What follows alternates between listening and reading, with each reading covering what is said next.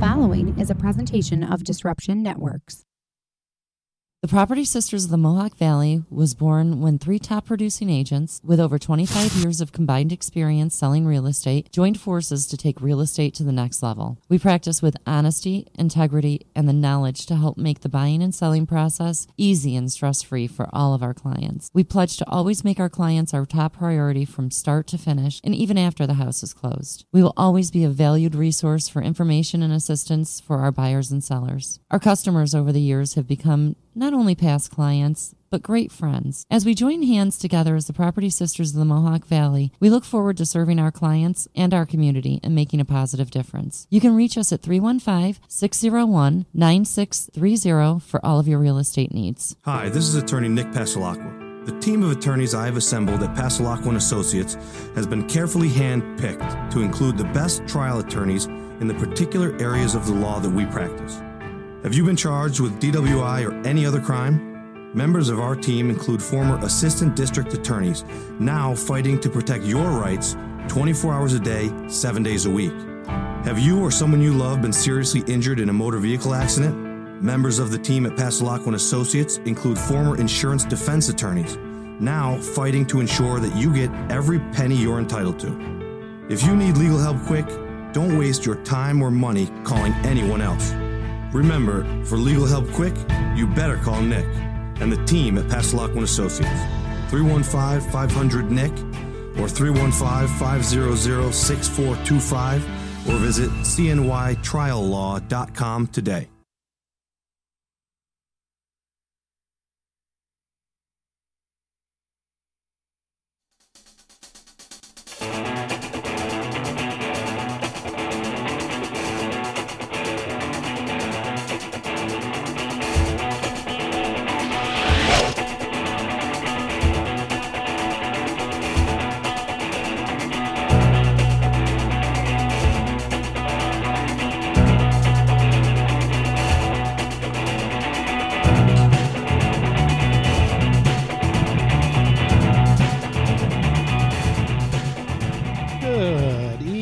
Out there, baseball fans, we are live with the baseline. As always, JP here with SPG, my co-host here on Disruption Network. What's up, everybody? Utica, New York. June 14th, 2018. We're here to talk some baseball, the latest around the major leagues. Did you know today, on this date, June 14th, back in 1870, at the Capitoline grounds in Brooklyn, the Cincinnati Red Stockings saw their 130-game winning streak snapped. 130 game winning streaks. 81 of those were official games, and 49 of them were exhibitions. And they lost in extra innings to the Atlantics, 8-7. So, wow, 130-game win streak. 130 games. Who was pitching for him? Old Hoss? I don't know. He might have been. I'm not sure. Old Hoss Radbourne, I think he was with the Red Stockings at one point, wasn't he? Just trying to set records here. That's all. Just trying to set records for how quick I can squeeze an Old Hoss Radbourne reference into our show. It might not be the last. You never know. And it might not be the quickest either. Old friend of the show. Yes. The legend, if Dos Equis is listening, anybody from Dos Equis, you want a most interesting man in the world campaign, that's your guy right there. Old Hoss Radbourne. Yeah, it's between Old Hoss Radbourne and probably our friend Chris Mandry. Yes. EC Radio, one of our shows here on Disruption Network, had a lovely guest named Chris Mandry yesterday. If you're into laughing hysterically, uncontrollable laughter. And ridiculous stories that are true stories. You need to go and check out all the content at disruptionnetwork.net. And you can check out every episode of The Baseline. It'll be up there right after we get done here gabbing away about all the haps in Major League Baseball. A lot of stuff going on, a lot of stuff to get to. I think we got to start with, some big news out of Detroit. Miguel Cabrera going down out for the season here. Some pretty big news for that's terrible Tigers news fans. for Detroit. Terrible news. And not very good news for Miguel Cabrera either. No, not at all. been on somewhat of a decline lately. Was actually having a decent start to this season before injuries kind of caught up to him. Still hitting around 300. It's really unfortunate to see, to tell you the honest truth. We had discussed him when we were talking about we just had random thoughts that one day when we were talking about active hit leaders. I think we were talking about Ichiro retiring or pseudo retiring and who was close to him and coming up next. 2,676 hits for Miggy, 465 home runs and 1,600 RBIs. You got to think that even if this is the swan song, if this is the end, he's nearing that golden road after 16 years. You got to think he's done enough to be in.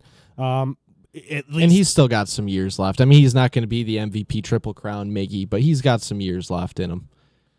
Yeah, you hope to see that that this isn't the end, but who knows? Who knows how Miggy's going to hold up? So that was the biggest injury news, and then almost as big, I guess, was the Ohtani news. He's having some issues, and the TJ word has been brought up. The TJ words, Tommy John surgery. It's not a sure thing that he will have to have it, but it has been brought up as a possibility. So, I mean, you talk about Miguel Cabrera being a devastating injury to a club. You lose Ohtani, you lose a pitcher and a hitter with one injury too. That's right. That's the double-edged sword of having a two-way player right there. Is he goes down and now you're missing somebody that you have as your semi-regular DH and one of your better starting pitchers. And what I'm hoping that we don't see happen because of this is one of the skeptics out there says, see, it doesn't work. Because I think that it would work. We talked a lot about how the Angels and Mike Scioscia and in the front office are going to have to develop this plan, so to speak, on how to handle the situation. But it certainly hurts when, you're limited to 25 guys to go out there on your roster. And now you're, like you said, you're losing a position player and a starter and you can only replace one of those positions. That's it. With the 25th guy that you're going to take because Ohtani's on the DL, you can only replace the hitter Ohtani or the starter Ohtani. So obviously some questions going forward for Ohtani and the Angels. You never like to hear those words, TJ especially, but what is it, the UCL or what? Yeah, the UCL. You don't want to hear those. Ligament in his elbow, strained UCL is what they're saying. We've seen two guys at least pitch through it, get the treatment and pitch through it. Masahiro Tanaka. And another Angel, actually, what's his name? Not Skaggs. Garrett Richards. Yes. Sorry, drew a blank. We've seen both of them kind of pitch through that injury. With Tanaka, we've never really seen the Tanaka that we thought we were going to see ramping it up to 96, 97 that we were forecasted to see when he was coming over. So you almost think that he's kind of holding back with the way that elbow's hurting him. So really unfortunate news for Ohtani, who was off to a really good start to a year from both sides of what he was trying to do. Yeah, one of the most exciting stories in baseball this season. And, not to shed light on an injury or anything, but it opens up something that he kind of had closed off for a while there, and that's the AL Rookie of the Year, making way for probably two Yankees to duke it out. That's the way it's looking right now. Gleyber Torres and Miguel Andujar both off to sensational rookie campaigns here in the first half of the season. Speaking of the New York Yankees, still playing phenomenal ball. 23 games over 500, 43-20, a .683 winning percentage, which is tops in Major League Baseball, yet still statistically one game behind the ever so sure Boston Red Sox, who are 7-3 in their last 10, and celebrating, clearly beating up on the rest of the American League here. So 47-22 at a .681 clip. Pretty good in the AL East there. You mentioned Tanaka's name a few minutes ago, and that brings up a whole nother interesting discussion that we can bring up. Tanaka just went on the DL. Yep. And they had an interleague game, and Tanaka, I believe it was a tie game, and Tanaka's on third base, and there's a fly ball, and Tanaka tags up, scores the run, but strains both of his hamstrings and he's on the disabled list now because of it. I forgot that we hadn't had a show since then. Yeah, and that brings up the whole discussion of National League DH and interleague play and certain rules that should or shouldn't be implemented in interleague play. And you wonder if the whole National League DH thing is going to continue to gain momentum as you see things like this happen, like what happened to Tanaka. Well, the thing is that kind of feeds into it is when interleague play first started, it was a week or a weekend, or it was actually a few weeks strung together, but then they stretched it out to that 2-weekend thing where they would do that one early. The Yankees and the Mets always played in the early one. Right, and now they have to do it because it's 15 teams each in each league. So there's an odd number of teams in each league. But it's all season. It's all season long. Instead of being... Because of the way the alignment is. So now... Having an odd number of teams in the AL and an odd in the NL, naturally you're going to have an interleague series every single day that you have every team in the major leagues playing. So, yeah, it's a more widespread thing now. I mean, do you say if there's an AL and NL team playing, if there's an interleague game, there's a DH every time, no matter if it's AL Park or NL Park? Or do you just go full-blown DH in the NL? Or do you say, screw it, we're going to keep it how it is? Well, see, the argument used to be that the National League teams weren't constructed the way that the American League teams were because the American League teams got to play with the DH all year. But that argument kind of becomes null and void when you look at interleague play being a whole year entity. It's all year. So the likelihood of you playing interleague play, yes, you're still going to play the same amount of games of interleague play, but it's stretched across. So you can structure your roster accordingly if you're one of these teams in the National League. You can't default to that, well, our rosters aren't equal. You got to make your rosters equal. I think that they should have a DH in all of the games, but I like seeing pitchers hit. I do. So National League games, I'm okay with them not having the DH. I'm okay and the with strategy is so much different too, with double switches and bunting is more of an important thing when you don't have a DH. So it completely changes a lot of the aspects of just the chess game that a manager would play. Just coming down to one roster spot in the National League, you probably got another utility guy, a guy that's good at bunting. He's going to take the extra base. He's going to come in the late innings to be a pinch runner or a defensive replacement. And these National League teams might not carry a 13-pitcher staff. They might be down to 12 or 11 because of the bullpens are different. And the specialization and the matchups are different in the NL. You don't have to carry as many pitchers. Now, there's some teams out there in the NL that go 13 deep in their staff, but that's almost the norm in the American League. They're going to go 13 deep, and you lose that extra guy on the bench. So, I mean, even if it comes down to one roster spot, interleague games in National League parks, if they got to have a DH, let them have 26 players for the day. They do it for doubleheaders already. My solution to the whole thing is no matter what stadium, NL or AL, the game is played in, if it's an interleague game, you use DH. I agree with you. And you allow the NL team to have an expanded roster by one player for that interleague series. I like that. That would be my solution to it. I'm glad that we're on the same page because it makes total sense. As much as I'm fine with the DH in the AL. I'm not. I am more of a traditionalist when it comes to a lot of stuff, but I am fine with the DH in the AL. Maybe it's because I was born and raised in the era of baseball where that was already established. I don't know. But as far as the NL goes, I would hate to see that aspect of National League baseball go away. The strategy that comes along with having your pitcher hit. Because there's some pitchers that can rate. And the other thing I think that needs to change is figure out some kind of plan to have at least limited hitting for pitchers in the minor leagues, because no matter what, NL, AL, no matter what league you're talking about, the high-level minor leagues all have a DH. And then, you come up as a National League pitcher. And all of a sudden you got to hit. And all of a sudden you got to go out there and you have to hit against major league pitchers when you haven't done it all through the minor leagues. So that's kind of messed up too. So I don't know what the solution would be there, but I would do something to at least get some at-bats for pitchers.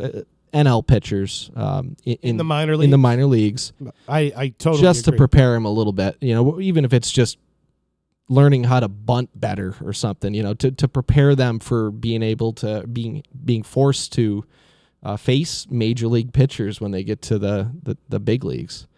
So yeah, some changes that I think would be good for the game, and I don't know if we'll see any of those happen, but.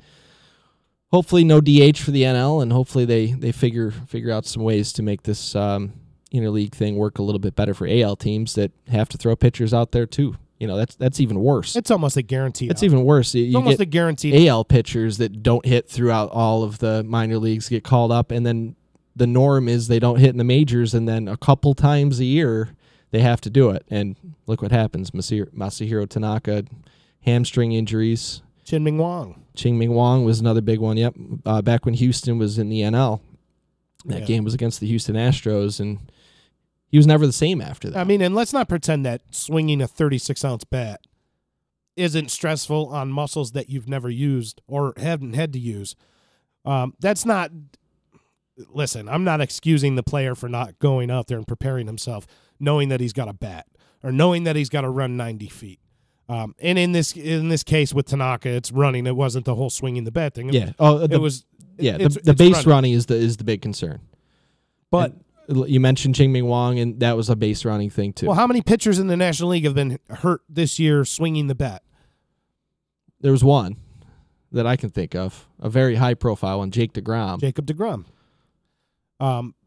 So it can happen. It can happen swinging the bat too, especially if you're not out there every single day. Playing pepper, hitting off a tee, working on your bunting. If I was an American League pitcher going into interleague play, and I knew I was forecast to have a start or two in a National League park, I would be doing nothing but bunting the entire time.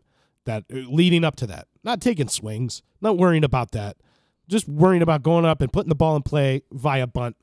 Go run down the first baseline, make your out, and go hold them.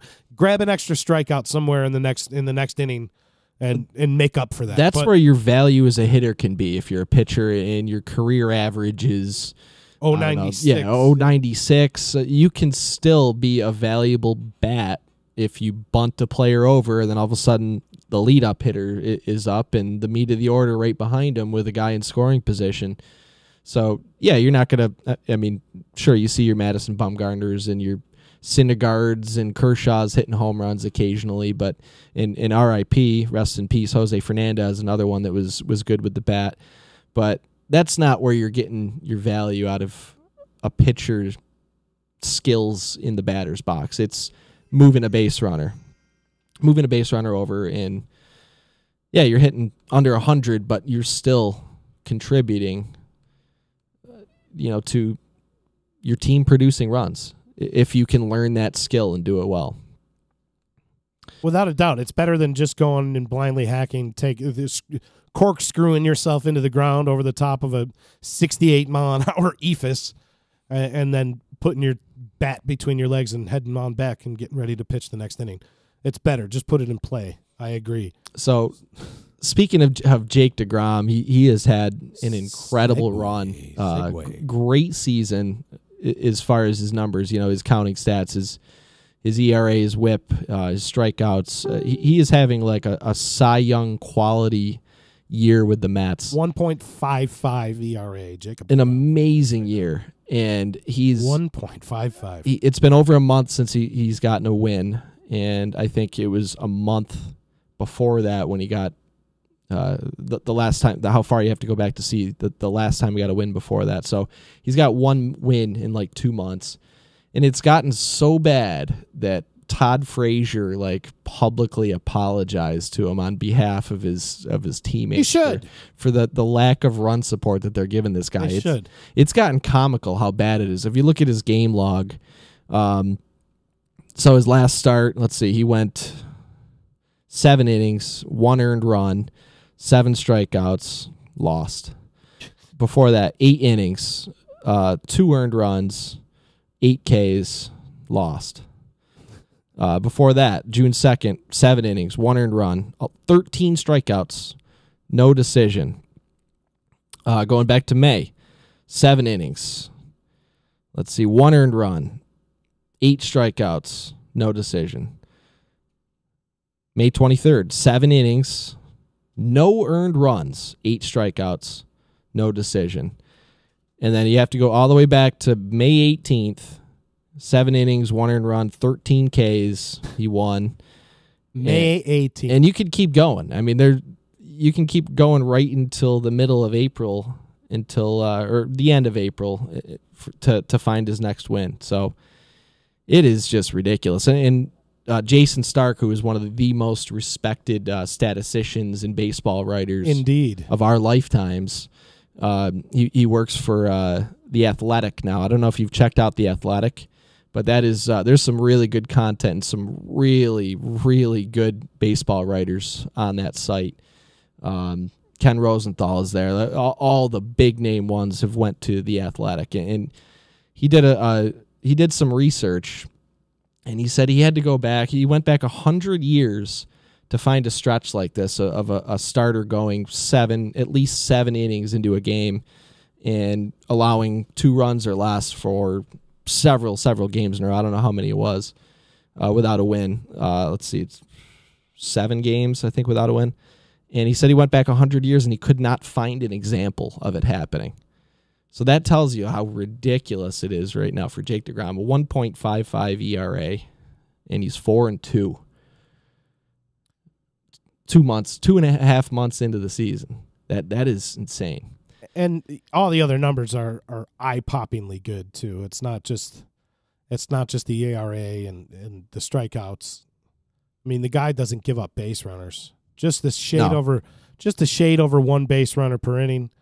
0.4 home runs per 9. He gives up no home runs. He strikes out 12 per 9.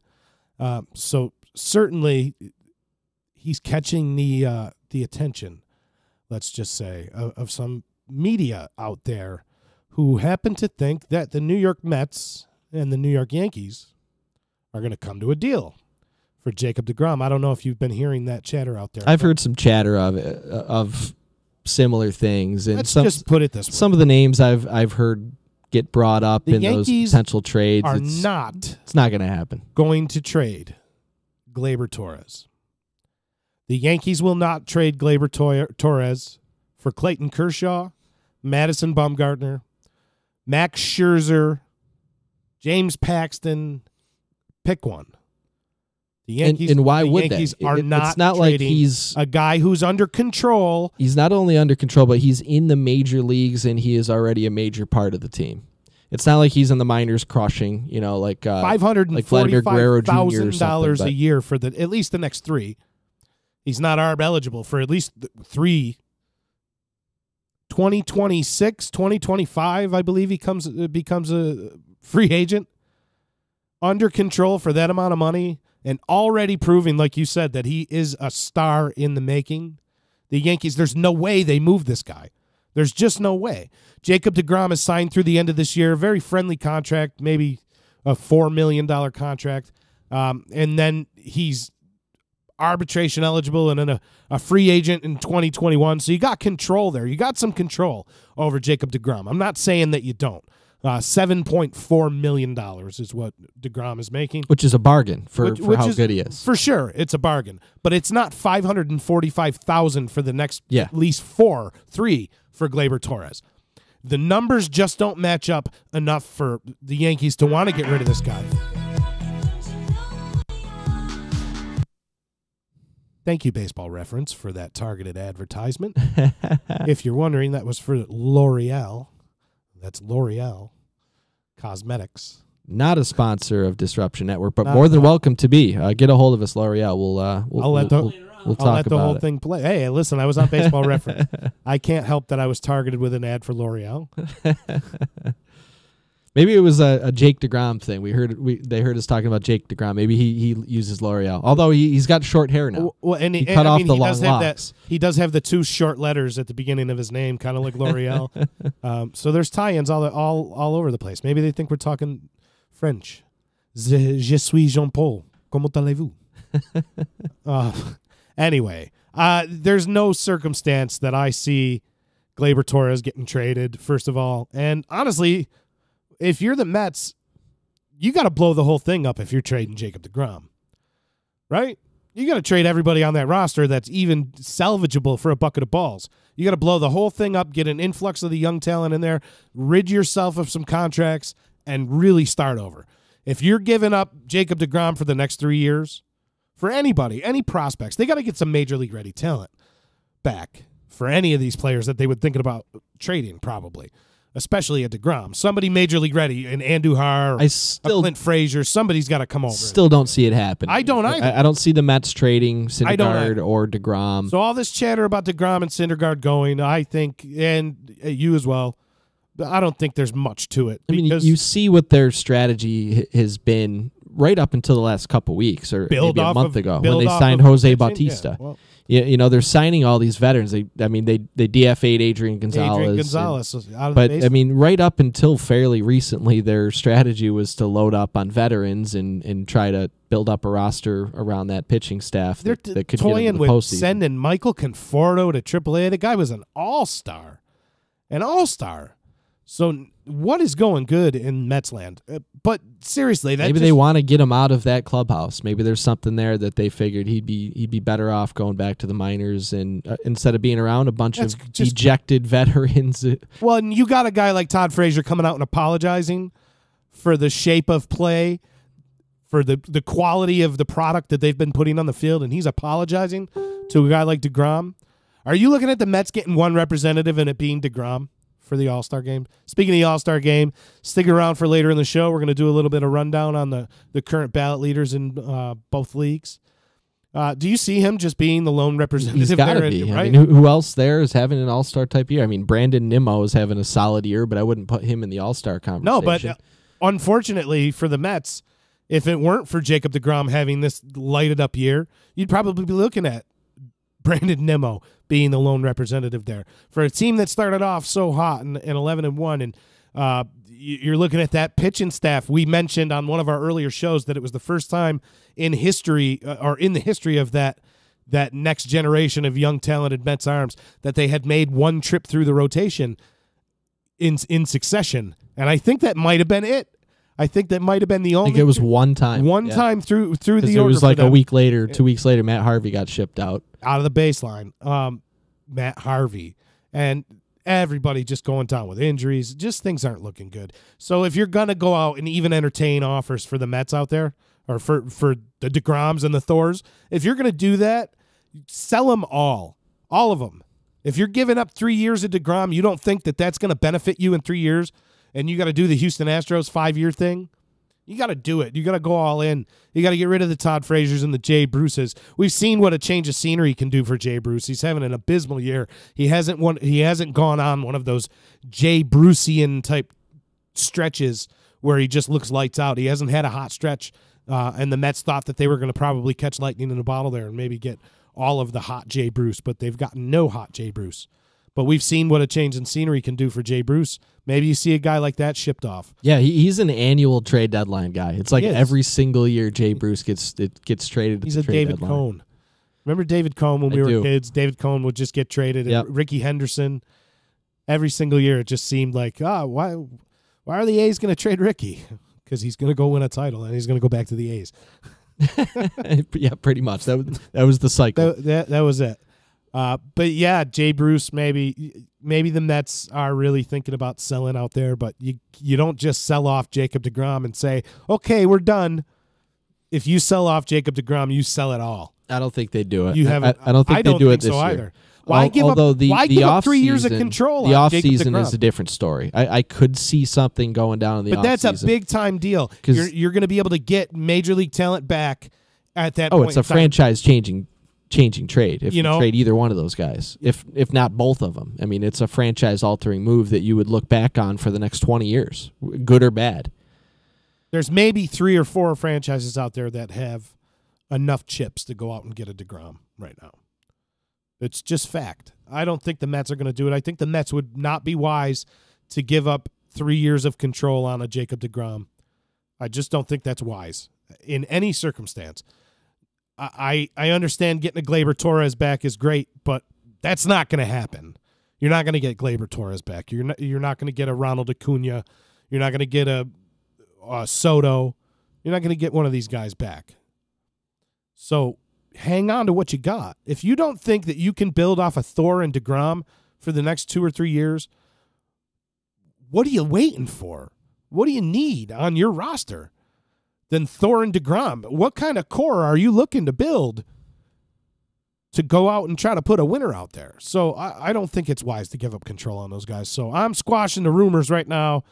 Gleyber Torres, I don't want to eat crow on this one either because I don't want Gleyber Torres. Gleyber Torres is not going anywhere. I don't want to see Gleyber Torres, especially in Queens. That's be the last place that's that the I would thing. want to see. A trade like that there could be criticism for both by fans on both sides of it. There could be criticism by the Yankees fans being ticked off about Gleyber Torres getting traded, and Mets fans about DeGrom getting traded, and just the media circus that would create, and just the scrutiny and being under the magnifying glass, and that trade getting brought up time and time and time again if something didn't go your way, if the outcome wasn't what you'd hoped for when you traded for either of those guys.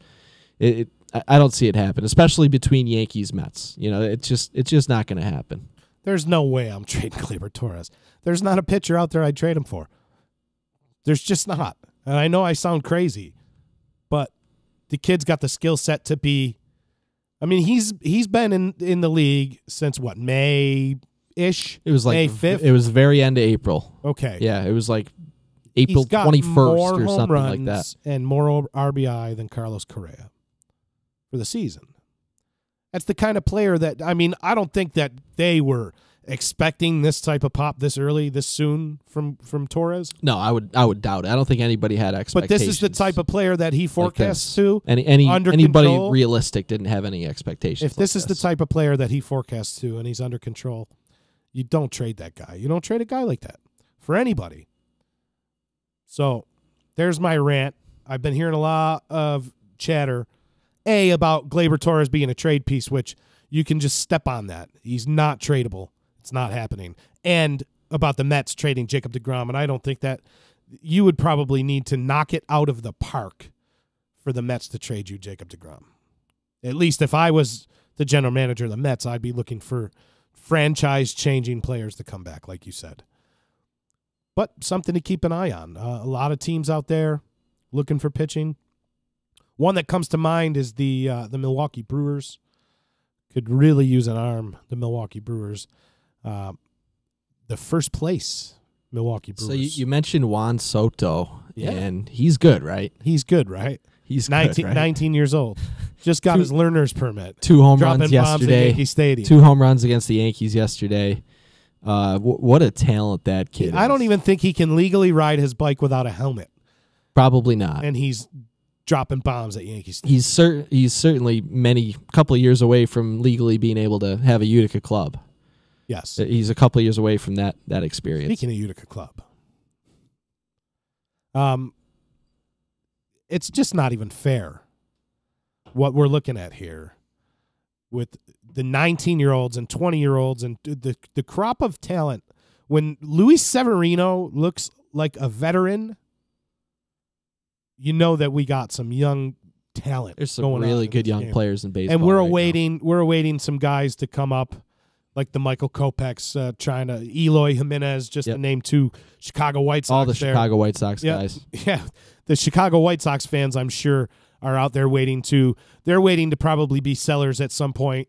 They're having if there's one bright spot to the Chicago White Sox season, it's that Jose Abreu is forecasted to be an all-star right now, having a pretty good year. Mr. Consistent Jose Abreu. He is consistent every single year. But the White Sox and the Royals bringing up that the rear in that division right now, not looking good, looking like 2 of the worst teams in baseball. But we reserved judgment a few shows ago, and we said that this is probably going to be the last time that we even needed to have the conversation. The worst team in baseball, I think, has really rooted themselves as the worst team in baseball. That's the Baltimore Orioles.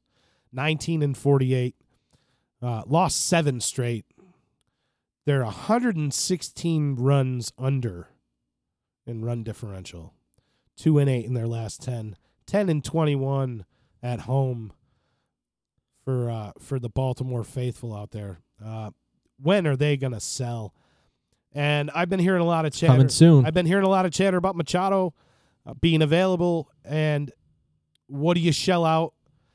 I didn't agree at a lot of earlier. I'm going to contradict myself totally. I didn't totally agree. I thought that Machado was worth a haul. I thought he was worth a couple players, but now thinking about it and thinking about where that contract's going to end up and who's going to be able to pony up, what are you really going to give for a Machado?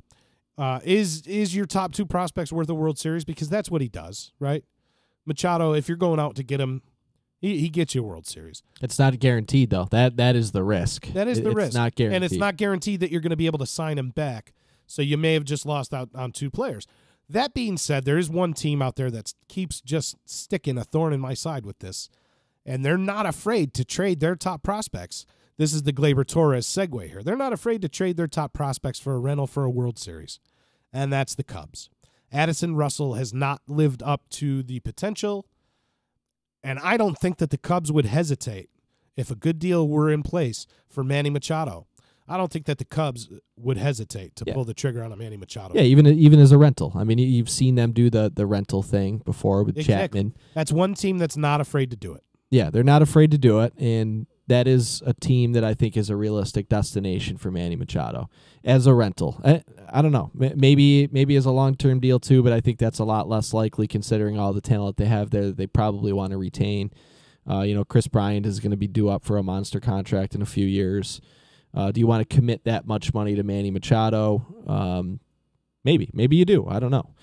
Well, I mean, if you're going to commit that much money to anyone, I mean, Manny Machado's the guy, right?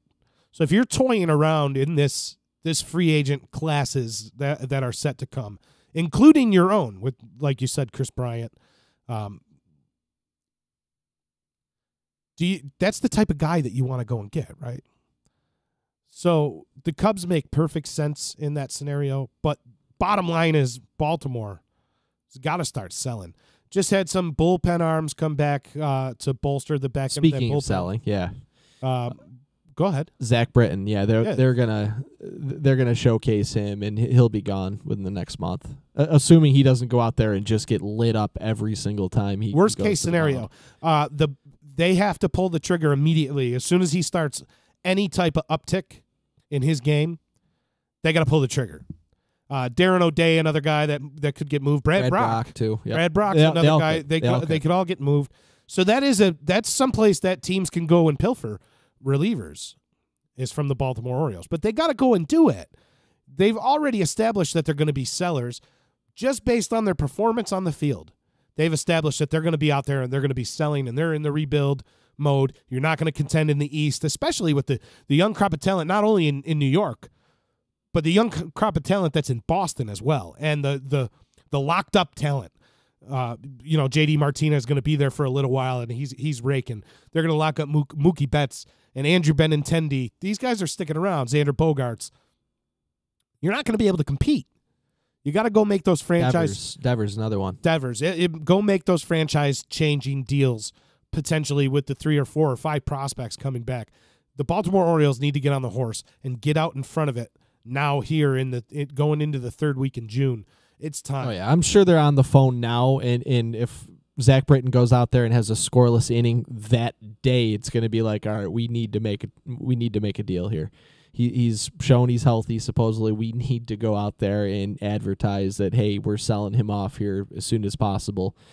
Best offer takes him, because he's a free agent at the end of the year. What's the point in hanging on to him? And there's health concerns. Any sign of health and good performance, immediately you have to pull the trigger. Like absolutely, immediately. What Tampa Bay should have done with Chris Archer before the season started. Similar circumstance that we had talked about. They had so much chatter around him at the winter meetings, and that they knew that they were going to do, Lomo leaving and Dickerson leaving. The way that they handled all of that in this offseason, I thought that too. Tampa Bay should have handled that a little differently with Chris Archer when he was at peak value, because he's not at peak value. He's pitching okay now, but he's not at peak value. Can they manipulate the market to get a max return now? It could be, depending on what becomes available in the free agent pitching market here coming up, or not free agent, but on the trade market coming up here.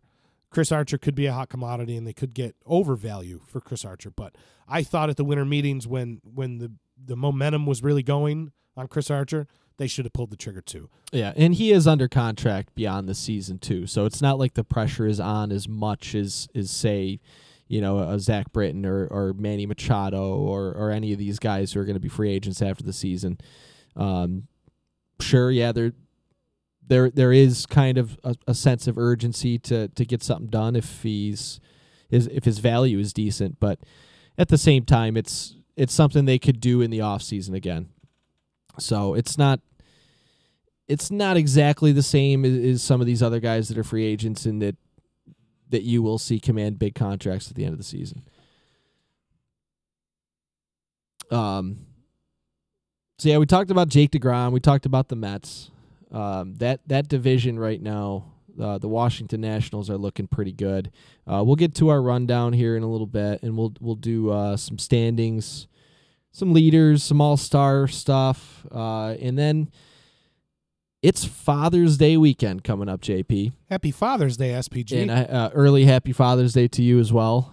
And I'm really excited for this weekend. I'm going to Yankee Stadium on Saturday. And you know what you're getting on Saturday? 2 days I'm going to Yankee Stadium. Luis Severino's You pitching. are getting a Sevy Saturday, I've been keeping an eye on it for weeks. He's good, right? Trying to speculate and figure out who was going to be starting that day. And then I think it was last time Severino pitched, I looked at it and I was like, oh, man, he's projected to start on Friday. And then they had to make some adjustments because of Tanaka going on the DL and because there's a day off this week. And I just checked it a few days ago. I was like, oh, Severino's pitching. Sweet. So I am pumped. You got to be pumped.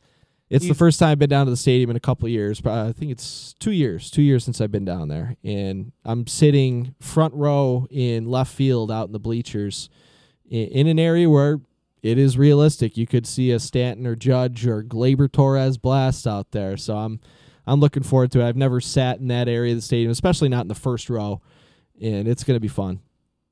So looking forward to that. And on the topic of Father's Day, our seventh inning stretch later on in the show has to do with Father's Day, and we're going to be giving our top players in Major League Baseball history whose fathers also played in baseball.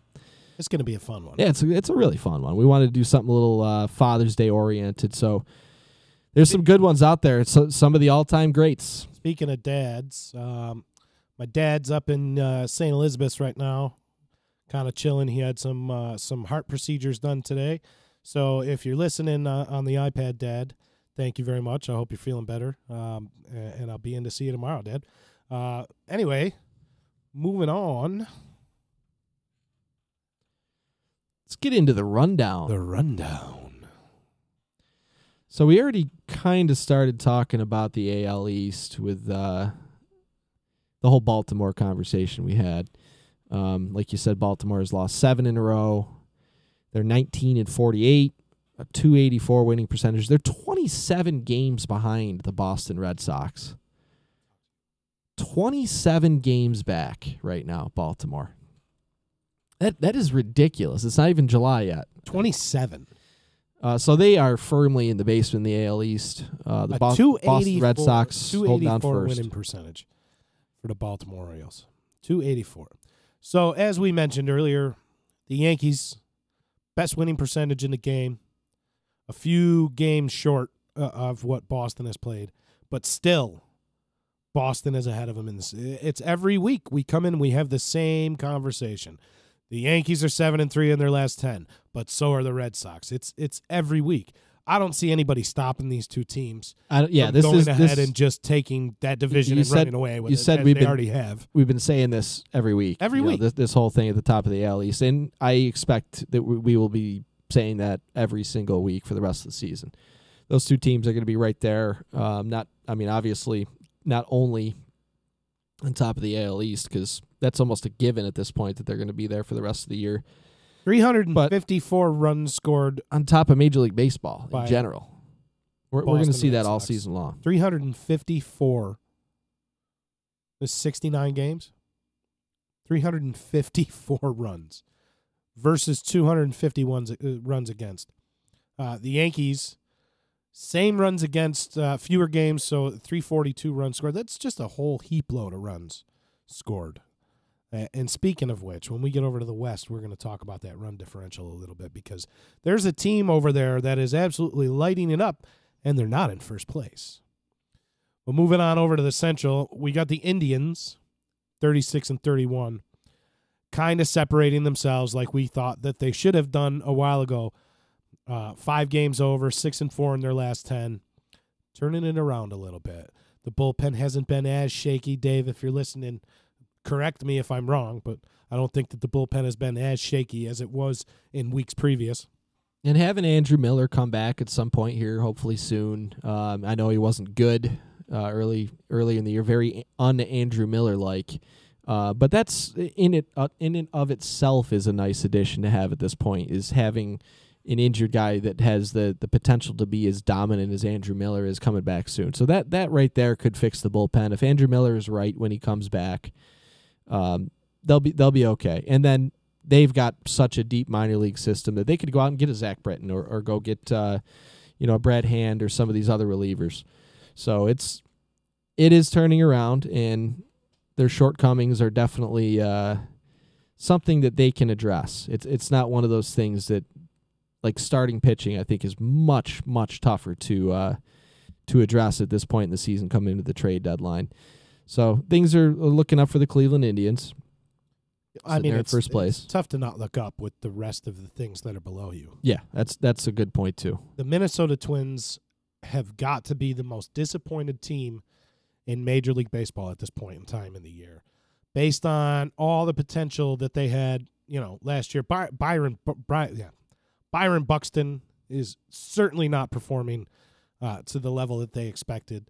Miguel Sano, another guy that's kind of scuffling, although he's had a couple big hits in late innings. So who's the all-star representative for the Twins at this point? They shouldn't even get to send. I'll tell you, Eduardo Escobar, I think, deserves a spot on the team. He is flying under the radar, probably because the Minnesota Twins have been so disappointing, but he is having himself a very good year. He's among the league leaders in extra base hits. I think he's playing shortstop for him because was it Jorge Polanco got suspended and thrown out of the baseline, as I recall. Thrown out of the baseline. I think he might have even have been the first or second. He was one of the initial people we threw out of the baseline. But Eduardo Escobar has been a bright spot for a very disappointing Minnesota Twins team. And then you got the White Sox and Kansas City Royals, 24-43 and 22-46 respectively. The Tigers, well out of the race. The Tigers are the sellers in the Central. That's the team. Especially since Miggy's out now. Yep, that's the team that's going to sell. They got some pieces. That's another team intriguing with the haul that they could get back from Michael Fulmer, another guy that's under control for a cheap amount for a couple years. They can get back a pretty good haul. They got to go out and do it. Also, some other guys that are having really good years, like Nick Castellanos. How do you not try to shop that guy around right now? He's playing like a top 10 outfielder in the game. Yeah, Shane Green, the bullpen. Another one. So expect the Detroit Tigers, like at least 2 teams in the East, expect the Tigers to be pilfered from at some point in time. And completely different story with Chicago and Kansas City. But speaking of bullpen pieces, they should be popular teams for teams to be calling to with Soria and Nate Jones in Chicago and in Kansas City, Kelvin Herrera. A also, prime trade candidate as well. Danny Duffy as well, another guy that has been talked about in some of these trade rumors. That's the guy I wouldn't be surprised to see the Yankees go after, is like a Danny Duffy or like a Tyson Ross in San Diego, rather than looking at like these ace guys like DeGrom or Bumgarner, because those guys, you're going to have to – that will be years' worth of building up your farm system gone in one trade. One player. And pitching is just – I don't agree with it. Obviously huge and super valuable. I mean, look at what Verlander has done with the Houston Astros, but at the same time, it is so risky to put all your eggs in one basket with an ace pitcher like that by trading half of your top prospects. And next thing you know, it could be, okay, so-and-so, DeGrom, Bumgarner, whoever UCF. is out for the season. You know, Well, we've seen it. we've seen it. We've happen. already seen it happen with both of them. Yep. Well, DeGrom hasn't been out for an entire season. He's missed extended time. Though. We've seen it happen with all of these aces. Clayton Kershaw, we're going to get to him in a little bit, but Clayton Kershaw's missed some time. All of these aces. Really, Mad Max Scherzer is just an anomaly. Going to go out there every year and throw those 230 innings and make his Verlander too. 31 starts, 32 starts, and not complain about anything, the nagging pains. And those are the guys that are really coveted. But out of all of the, the Scherzers and Verlanders, I'll give you 100 guys that are not Scherzer and Verlander. That if you risk a Gleyber Torres on, you could get burnt really quick. Really quick. Over in the West, somebody or a team that we really need to talk about. 22-7 since May 14th. One of the hottest teams in Major League Baseball, the Seattle Mariners. 44-24, good for a 647 winning percentage. They were one of your picks at the beginning of the season. That pick is looking really good, especially with all the stuff they've had to deal with Cano going down. Well, you look at some of the injuries. Day, May 14th. They're 22-7 since that day. They walked it off against division rival Los Angeles the other night. Mitch Haniger coming up big. Mitch Haniger having a great season. The GM came out there and said, I don't know if you saw this, but they said when Cano comes back from suspension, Jerry DiPoto said that when Cano comes back from suspension, he is not the starting second baseman. Good. Because they don't want to disrupt this. You remember what we talked about? They're looking like a playoff team, and Cano is not eligible for the playoffs. Why would we – you remember that? When we said, why would you bring him back and let him play second base when D. Gordon's going to be acclimated to playing there? You almost wonder when they traded for D. Gordon in the offseason, you almost wonder if they knew, saw this coming. And everybody scratched their heads as why, well, D. Gordon's going to we'll make him a center fielder. You almost wonder if there was something going on behind the scenes there where they figured, D. Gordon, he can slide in at second base when Cano gets suspended. And in the meantime, he can play center field. That's a very worthwhile point right there. It is. And also, if DiPoto comes out and says he is not the starting second baseman, good. Because you've learned to win without him. And I like that vote of confidence that DiPoto right now coming out and saying that. I like that shot of confidence he's giving to his team by saying, you know what? You don't need to worry about your playing time. You don't need to worry about your position. We're winning right now. That's out of the back of their mind. This is the team that we're carrying into the playoffs. I have no problem with it. I think he should be out the entire year. So, I've been on both sides of the fence with the PED use. You've heard me talk about guys like Bonds and Clemens and guys that are tied to it. But then you've also heard me talk really negatively about anybody that post-testing and post-policy has gotten popped. I have no sympathy for you. None. Major League Baseball has put a policy in place. There's a testing program in place. Yeah, we've talked about it. And if you get popped. Even if you claim the unintentional, I put something in my body I didn't understand. You have all the resources in the world to reach out to with team doctors and nutritionists, and all you have to do is inform them and get their blessing. And if you don't do that, you know what you're doing. There's no unintentional about it. So, yeah, it's not a surprise to. I like that they're coming out and saying that. Yeah, I do too. We spoke about it earlier in the year. What do you do when he comes back? I like that. I do too. And they made that trade for Denard Span, who essentially, if you think about it, is taking Robinson Cano's spot in the lineup because D. Gordon comes out of center field. Goes to second base. And goes to second base. You got a legitimate veteran center fielder out there who can still go and get a ball. And since he's been acquired by Seattle, he's hitting .318 with the Mariners, .875 OPS. He's doing good. He's doing well. Couple home runs. So they're not really losing much right now by having Denard Span in the lineup instead of Robinson. 22-7 in their last 29 games. Walking it off with some of these youngsters. They got a great lineup still. Even with Cano not being there, they have a great lineup. But not to be outdone. Not to be outdone out there in the West. You have the defending champion Houston Astros. Won 8 in a row. 8 in a row. Major League best 8 in a row. They're not giving up any ground. for Seattle. They're not making it any easier on Seattle. No, they are not. Run away from anything. And speaking of run differential, you want to talk about something crazy. And we touched on it before at different points in our show. The Seattle Mariners currently sitting, they're tied, I guess you can say, in the division. But Seattle Mariners, for all intents and purposes, with the better winning percentage, sitting at first in the division with a run differential of plus 27 for this season. 303 runs scored, 276 runs against. First place. And to put that in perspective, the third place team, that the Los Angeles Angels, who are 37-32 and 7.5 games behind them, are plus 29. But what about the second place team? The second place team is the really interesting number to look 142 runs. They have scored above what they have given. Plus 142. Plus 142. They're winners of 8 straight, 8 out of their last 10, and they're tied with the Seattle Mariners. So if you're the Mariners, you got to be puffing your chest out right now and just really riding this high wave here. Even through the struggles of guys like Felix Hernandez and through the struggle of losing out on an all-star in Robinson Cano, the Seattle Mariners are up amongst the elite. You look at Houston, what they're doing, 142 runs over. That's nuts.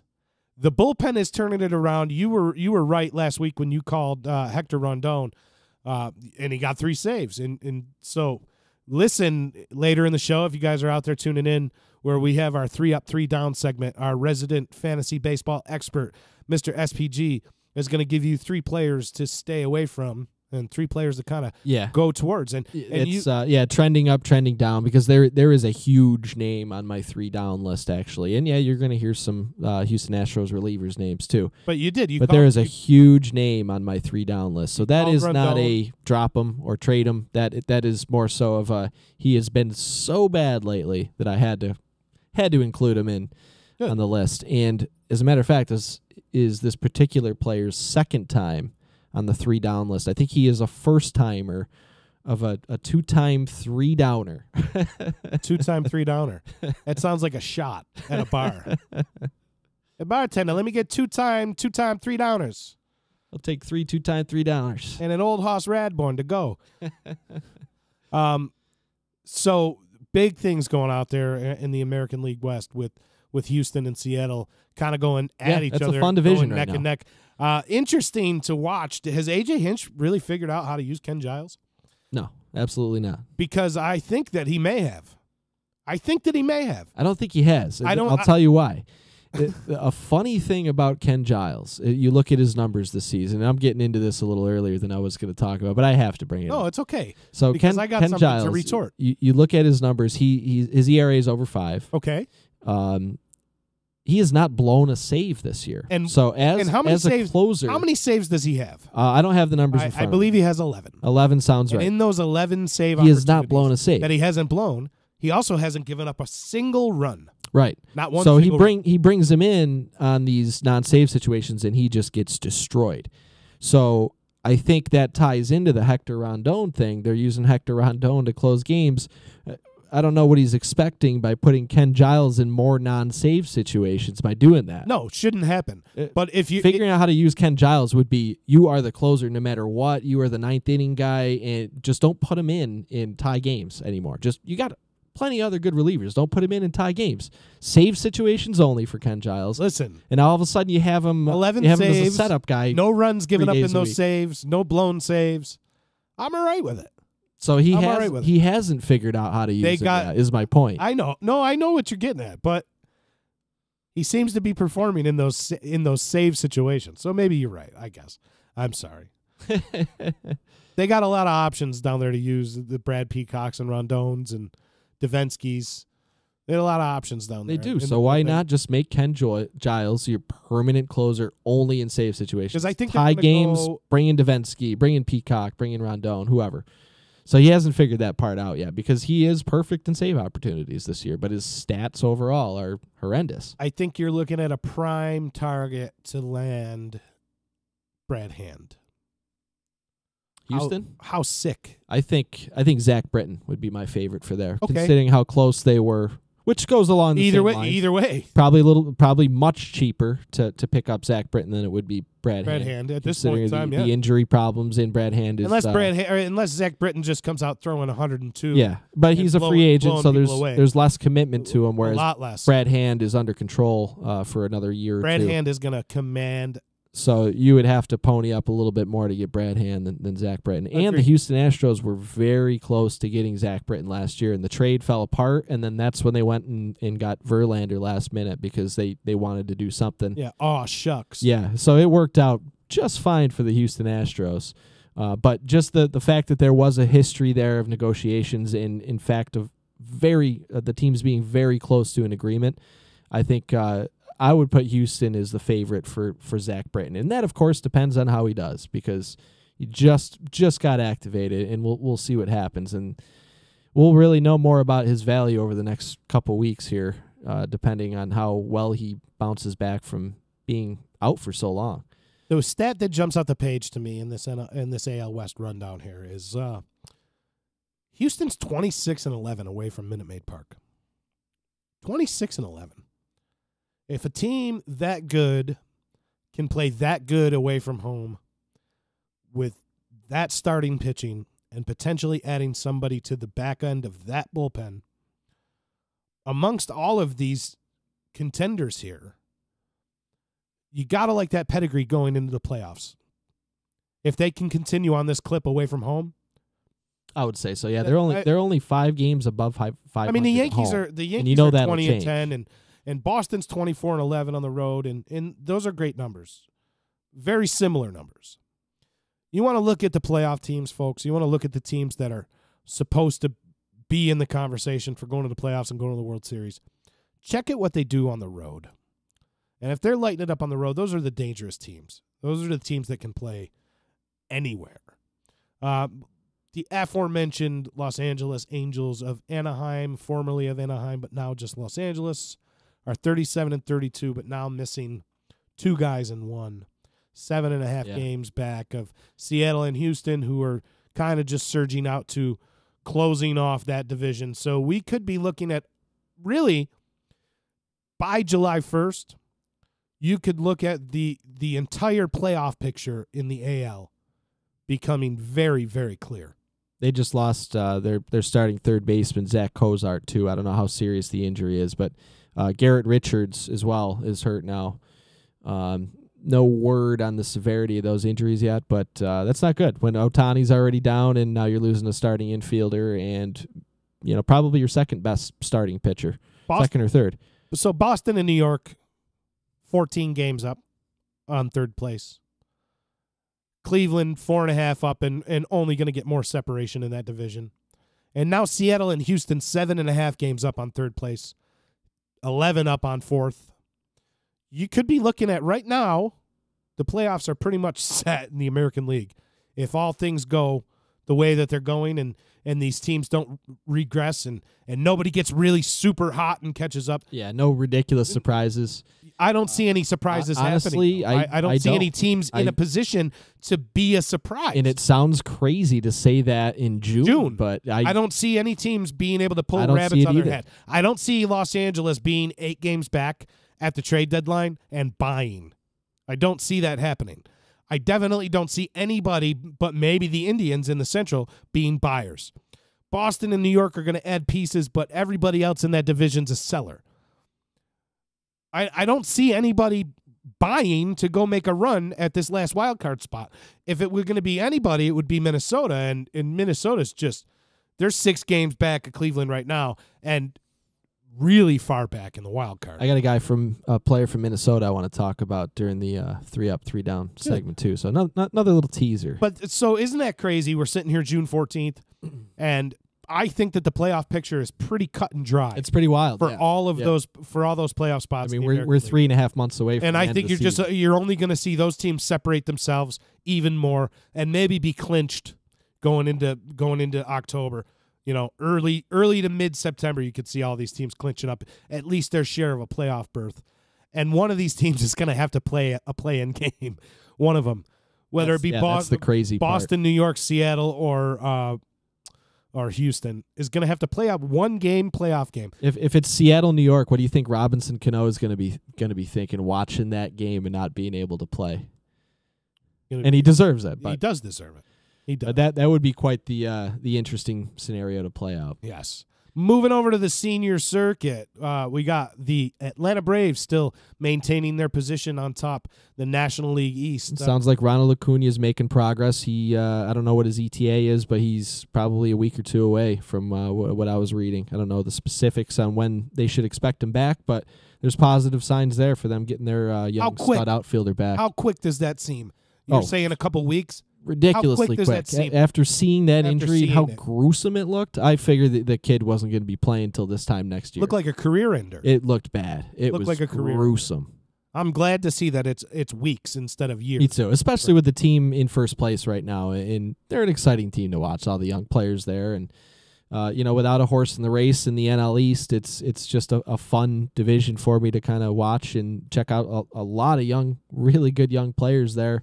Between Acuna and Albies, and not just in Atlanta, but Soto and Washington, and some of the young kids in Philly too. Your Sir Anthony Dominguez and Scott Kingery. I know he's not having that great a year, but able to play. Listen, he hasn't been sent down. No, he's able to play and spell people all over the field. And his contract is a bargain, despite the fact that they signed him for a long-term deal. I mean, he's not making as little as, like, say, Gleyber Torres would be. And this certainly doesn't forecast for the rest of he provides so much value as a utility guy to just be able to plug in there at any point, especially for a National League team, with the double switches and all the stuff that that National League baseball brings.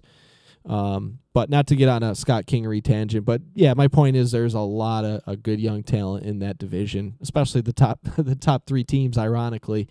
Go figure. First, second, and third in the division are very good young teams. Washington is playing better baseball than they had been. Took a little bit of a shot in the arm, losing Steven Strasburg onto the DL, but also got a boost back when they activated Adam Eaton. Adam Eaton's back. And Daniel Murphy this weekend. Murphy's back. So Murphy's back, maybe perhaps a little bit earlier than he can play the field. It looks like Michael Taylor's probably going to be losing the most playing time there with Eaton back, because I don't see how you take Soto out of the starting lineup. And I don't see how you don't play Adam Eaton either. Adam Eaton plays to a top 10 outfielder when he's healthy. Yeah, you have to play Eaton. And Taylor is a great guy to have on your bench. That's a great guy to have on your bench. Good pinch runner, pinch hitter. So he's going to lose some starts, but yeah, he provides a good weapon off that bench too. Every week we say that the Washington Nationals are going to step on the gas and start to separate themselves in this division, and every week that we come back, we have the Braves, the Nationals, and the Phillies all hanging tough. The dumpster fire that is the Mets lately is 9.5 games back and fading fast. 1-9 in their last 10. Closer to the Miami Marlins than they are to the Atlanta Braves. 11-1 the Mets started. 11-1. And they are now closer to the bottom than they are. I'll tell you, the Marlins are catching up to them. Yeah, The Marlins are 6-4 in their last 10. They've gained 5 games on the New York Mets in the last 10 games. Hey, maybe they're doing something right. Interesting. Just to go off on kind of a little Marlins tangent this year or this second. The Marlins did a little Old Timers Day last week. I don't know if you happen to catch that. I did see that with the old school uniforms during the game too. But they did an Old Timers Day beforehand. Yep. They didn't do the game like the Yankees do, but they brought out the Jeff Conines and Edgar Renterias. They brought those guys out. Charlie Huff. I think I saw Charlie Huff made an appearance. Mike Piazza show up for his what was it? 11 days as not even as a Florida Marlin. But good to see. Good to see. If you're going to grassroots this thing, you got to grassroots it all the way to the fan interaction. And if you're going to start with a history, listen, the Marlins have 2 World Series wins. 2. And that's a lot more than some very storied franchises have had in the time that the Miami Marlins have been around. So they need to celebrate their heritage and they need to get it back in connection with the fans. So I'm all right with the Marlins doing an Old Timers Day. Oh, me too. Yeah. I'm totally okay with it. Their first World Series was 21 years ago. 1997. So it's not like they're celebrating a World Series that happened Who did they beat a couple of years World back. Series? Sorry, Dave. Sorry, Dave. But yeah, I'm okay. Even if going into the year, they knew that they were going to have a Baltimore Orioles type year, right? They knew that they were going to be cellar dwellers. They're rebuilding. They announced that when Ozuna and Yelich and Judge Stanton go away from your team, you're going to be rebuilding. But they've started to do it with some kind of grace. You got to do something to keep the fans interested too. They've started in an old timers grace. day with the old school, black, silver, and teal uniforms it's the way to do it. I know it's just one game, one day of the year, but you have to do something to keep fans coming into the ballpark. 2 World Series championship teams. I like that because at the end of the day, it's a franchise that's in a position as far as World Series titles that teams like the Atlanta Braves in the same stretch, the Atlanta Braves have won. Philadelphia Phillies won. Glavin, Maddox, Schmaltz won. Chipper Jones, another Hall of Famer. Andrew Jones, a borderline type guy with all those Gold Gloves. Won. You look at the LA Dodgers have none in that time frame. Right. So there's teams out there with storied traditions that would trade for those 2 World Series titles that the Marlins have. So it's good that they're establishing that fan relationship. I'm okay with them having an old-timers day. Absolutely. And I'm happy to see it. Over to the Central, the Milwaukee Brewers continue to play some of the best baseball in the majors.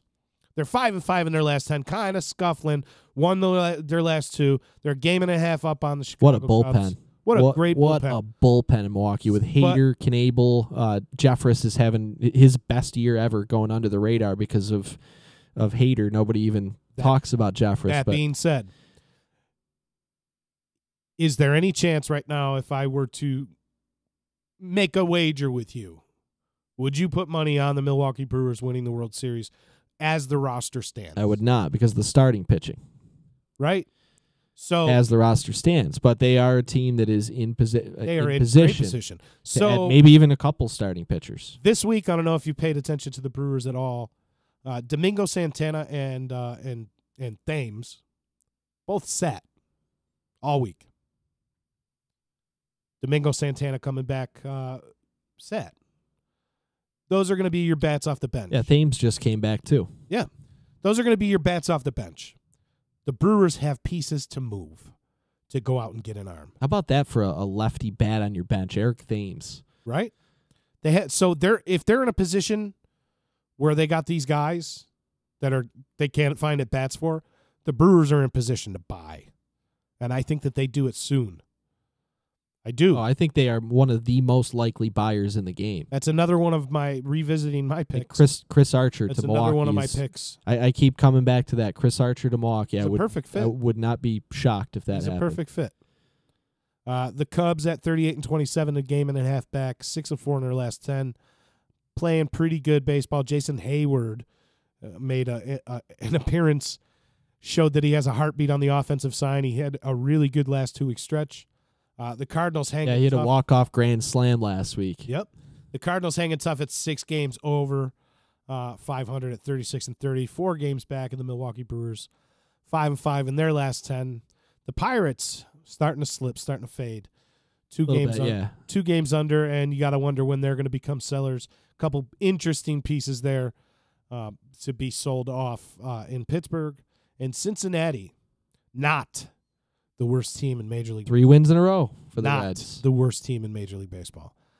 I love you guys. They're celebrating you guys have been my team all year long. They're celebrating the Cincinnati Red Stockings 130-game win streak from 1870. They've won by 3 in a row. going 3 on their own. That's 3 in a row. Listen, they got their own streak started. 3 in a row. You could have 127 to go. Any Cincinnati fan at the beginning of the season when they got off to the start that they got off on, and they would have taken 3.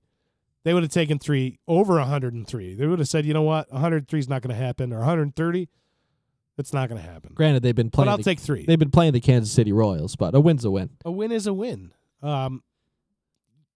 They got some pieces to sell off too. We got to do like a little trade deadline special coming up here. First first couple weeks in July where we really tacked down who's more than likely to move. The Cincinnati Reds have some intriguing pieces there. I don't know if they're ready to blow it up completely. I don't think that they need to. They got a good young core there.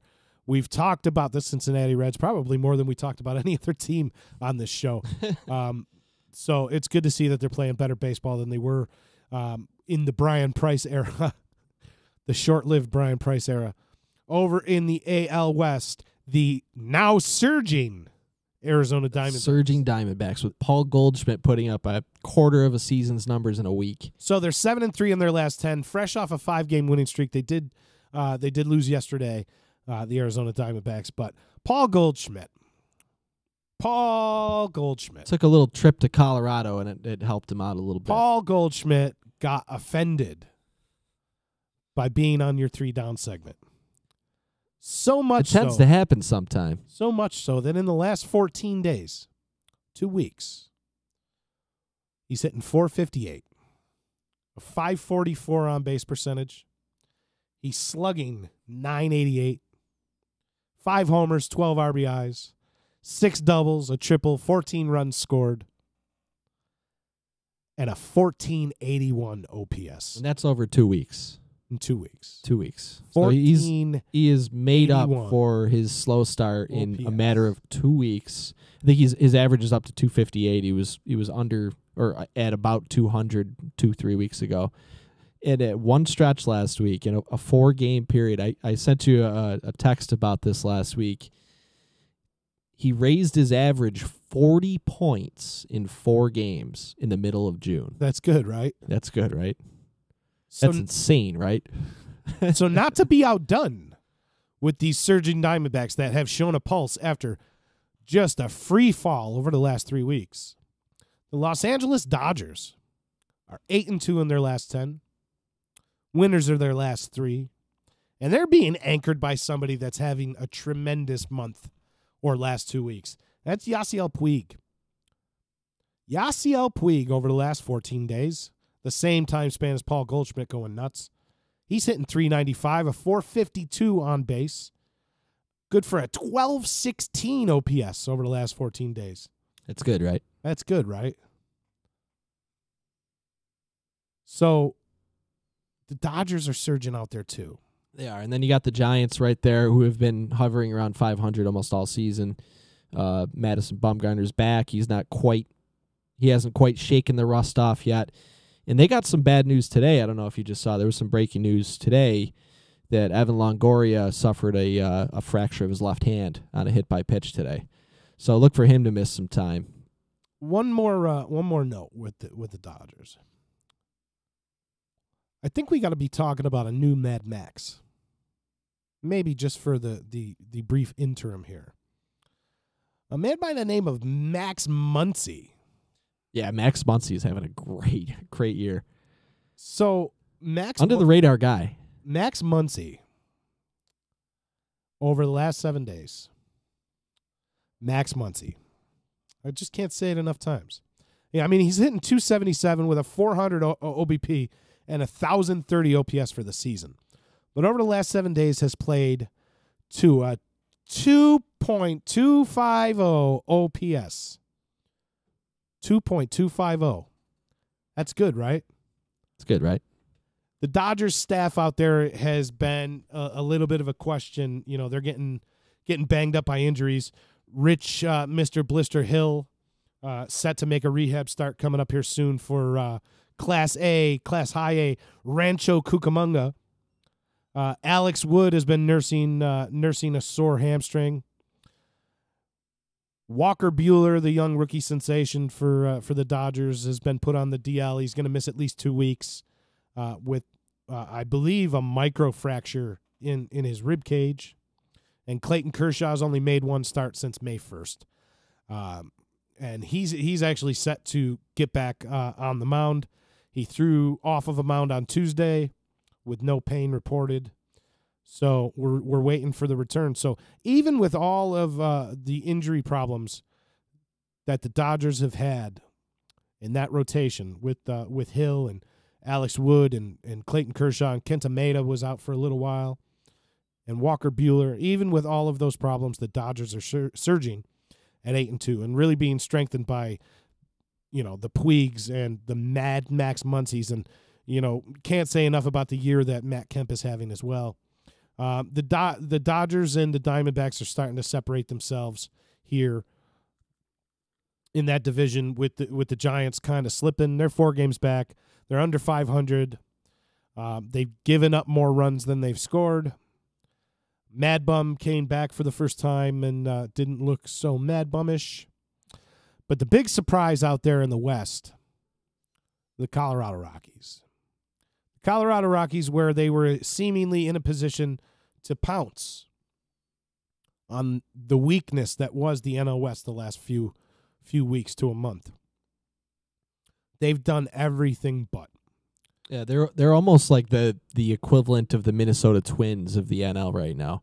Playoff team last year. They've off to a really good start this year too. Off to a decent start, pretty good start, and just have tailed off. 33 and 35, 4.5 games out, 11 and 19 in the friendly confines of Coors Field. 11 and 19. If you're the Colorado Rockies, you cannot make the playoffs being 8 games under at home. You have to dominate at Coors Field. You have to dominate there. They're 22 and 16 on the road, which we've already highlighted that Houston and the Yankees and Boston are doing really good on the road. And 22 and 16, outstanding mark on the road, because if they weren't, they'd be a lot more than 2 games under 500. Mm-hmm. You cannot play to 8 games under 500 in front of your home fans and expect to do anything, especially in a division that has so much talent as the Diamondbacks and the Dodgers and the Giants do. You just can't.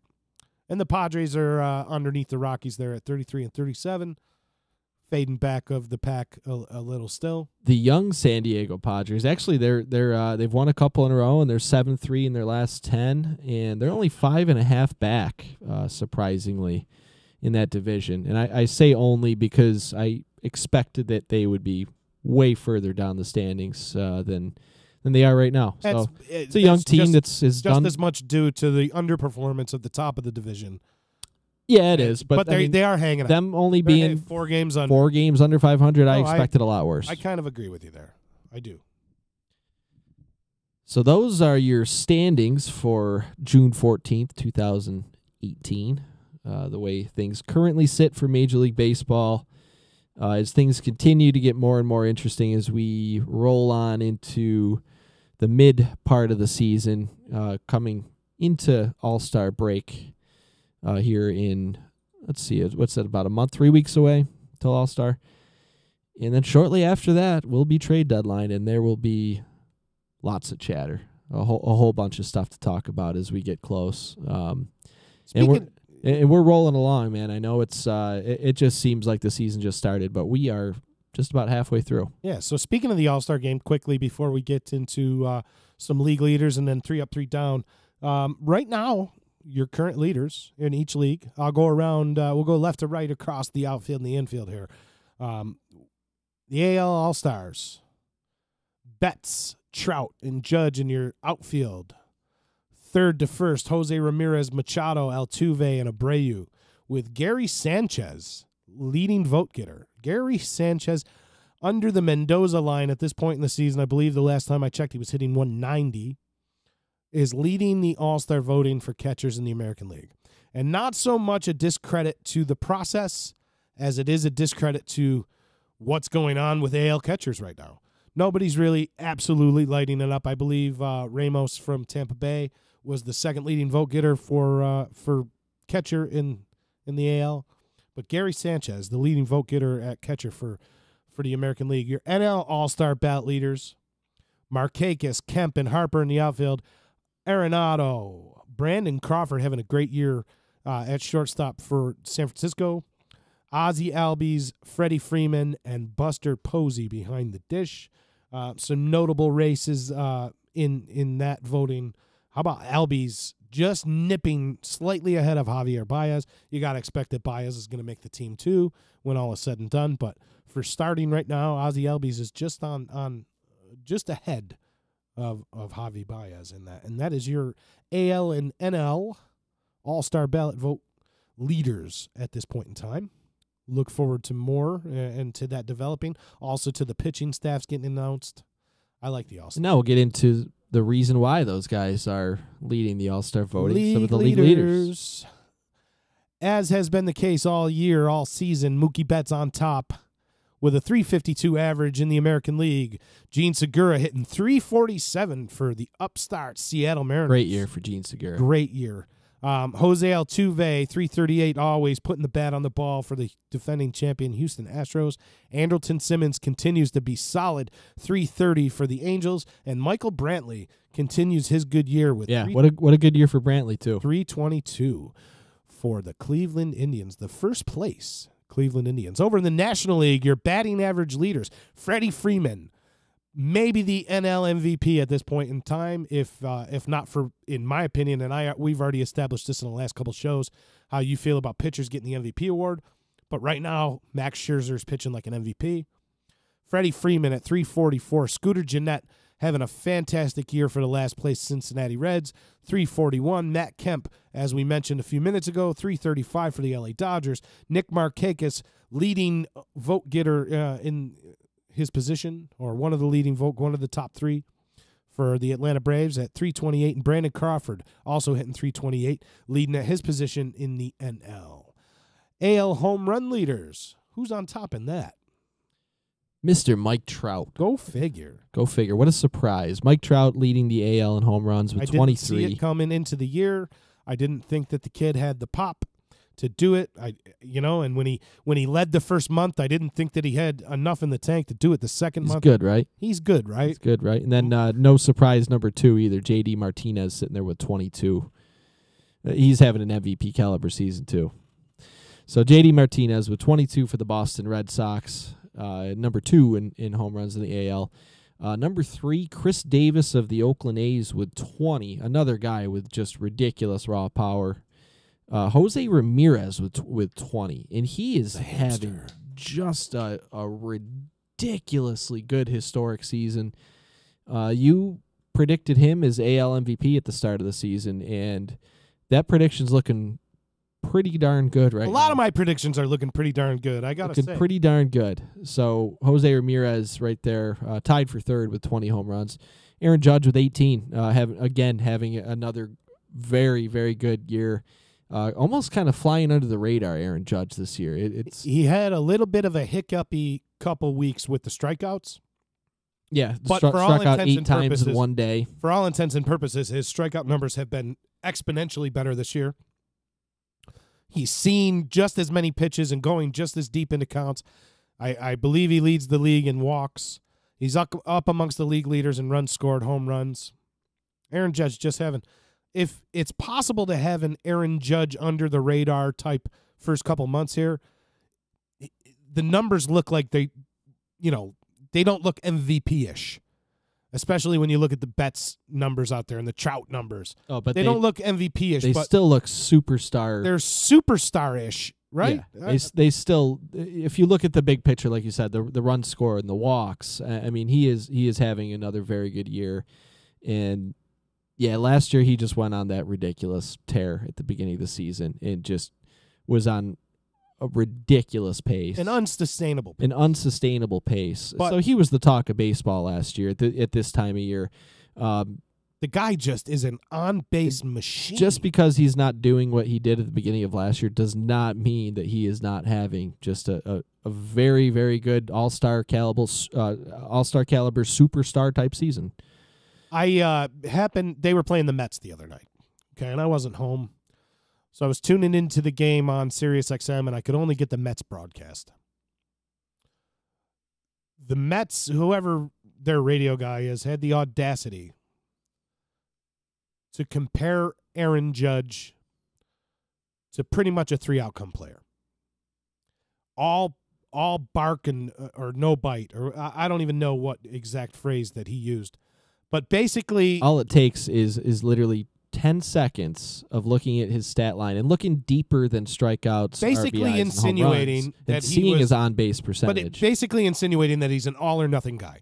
He's either going to hit it out or he's going to strike out. And my friend, you have not watched baseball enough if that's the type of player that you think Aaron Judge is. Strikeouts don't hurt you. He's got a 270 average. The guy has a 393 on base percentage. That's not a 3-outcome player. 4 times out of 10, he's on base. 4 times out of 10. He works deeper counts than anyone in the league, so he strikes out. I watch a lot of Aaron Judge at bats. Aaron Judge does not extend his strike zone.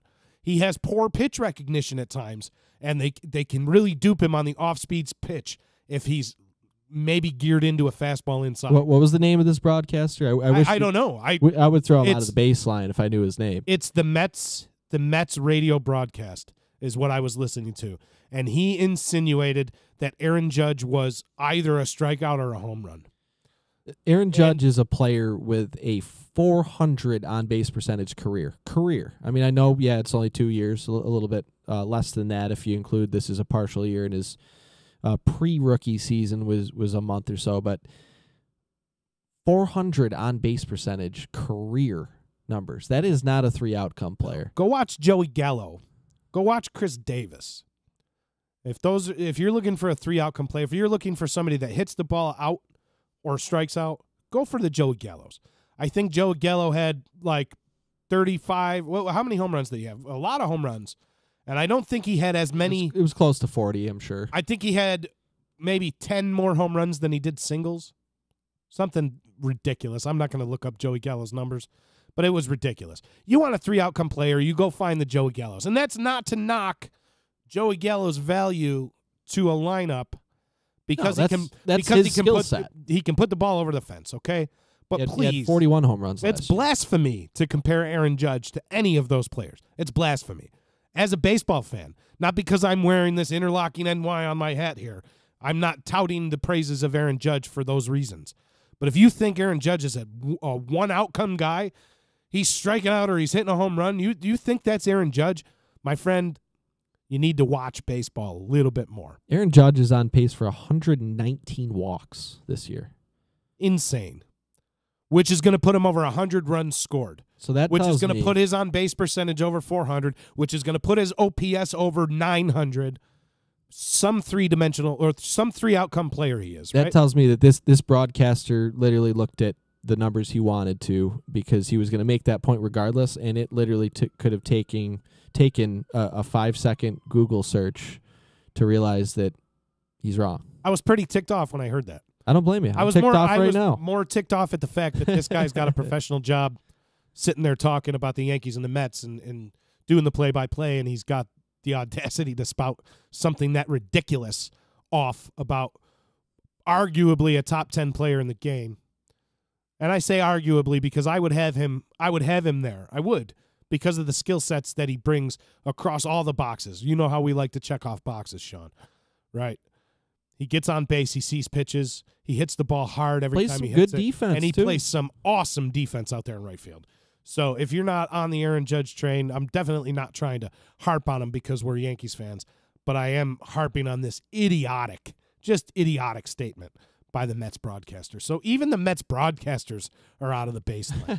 Even the Mets broadcasters. It's been a rough year for the Mets. But that's just a ridiculous notion. Ridiculous. Anyway, moving on to your AL home run leaders the rest of the way. Chris Davis, 20, Jose Ramirez, 20, and Aaron Judge with 18. Your NL home run leaders, Bryce Harper, Ozzie Albies, Christian Villanueva, Trevor Story, and Freddie Freeman, 19, all the way down to 14. Did you see the Bryce Harper story this week that an unnamed NL executive said that he is one of the most overrated players in the game and that he is not worth even close to what he's expecting he's going to be getting on the open market after the season. He said he's a selfish player. I don't think he said he's terrible in the clubhouse. I don't think he gets the $400 million. No, I don't think he does either. Not hitting 230. I don't even know if Manny Machado gets it, honestly. Not hitting 230. If Manny Machado doesn't get it, Bryce Harper doesn't get it. Manny Machado has just sprinted past Bryce Harper as in terms of value. Premier free agent. You're not wrong. Next year. You are not. This coming fall. You are not wrong. And it wasn't even close. The gap wasn't even close between the two coming into the year, believe it or not. Not in my opinion, anyway. I don't even think they were viewed as even being close. Like $50 million probably separating in total value of the contract. Like a lot. But you're right. Machado has passed Bryce Harper in terms of value. Your AL RBI leaders, JD Martinez with 55, off to a great year. Mitch Haniger, we've already mentioned him a little bit on the show, but having an awesome year. Not to toot my own horn, but I got to say something about Mitch Haniger, and I think it might have even been our first episode. I said that last year, 2017, in spring training, he was one of the hyped up sleepers, and he ended up getting off to a torrid start and ended up getting hurt, and it derailed pretty much his whole season. When he eventually came back after missing a month or two, he wasn't the same, and who knows if he was still injured or what. And I said at the beginning of the year that he's going to be one of those guys that there was some hype for him last year, and he was a disappointment, mostly because of injury, and that this year he's going to be one of those guys where you say, I was 1 year off in fantasy baseball. And here he is, second in the AL in RBI right now with 52, ahead of Manny Machado. Walked it off the other night against the Angels. Yep. Mitch Haniger having an awesome year, 52 ribbies. Manny Machado with 50. Chris Davis up amongst the leaders in RBIs and home runs with 49, and Jose Ramirez the same thing with 46. Trevor Story leading the NL in RBI with 50. Eugenio Suarez with 49. Freddie Freeman with 48. Scooter Gennett with 47. And Anthony Rizzo with 46. Your AL wins leader, Corey Kluber, the Klubot, with 10. Justin Verlander, probably having the best season overall as a pitcher in the American League, with 9. Also having a season worth mentioning at 9-2, 2.27. That's Luis Severino with 9 wins. Garrett Cole with 8. And Carlos Carrasco with the first place Cleveland Indians. Can we hand out like 3 or 4 Cy Young awards for the AL? We're going to have to. They're going to have to make duplicates and make everybody tie, because that's the way that this is shaping up. Kluber, Verlander, Severino, Cole, all just pitching like aces. Max Scherzer over there with 10 wins in the NL. Aaron Nola with 8. Michael Wacha with 8. Miles Michaelis with 7. And John Lester with 7 with the Cubs. Your ALERA earned run average leaders reads like it would in the first week of April. Still, second week of June. Justin Verlander, 1.61 ERA, second week of June. Hasn't missed any starts. Hasn't been on the shelf. Haven't skipped him in the rotation. This is not a small sample size. 1.61 ERA, June 14th. Corey, the Kluber, 1.99. Luis Severino, 2.27. Blake Snell, one of the only bright spots down there. How about Blake Snell up on that list with those names up there? 2.30. He's pitching right now as we speak against the Yankees. And I benched Blake Snell today. Ouch. They're only in the third, but the Rays are up 1-0. And Blake Snell has only allowed 1 hit. Garrett Cole. What a season he's had. Hanging out down at the bottom. Number 5, AL earned run average, 2.40.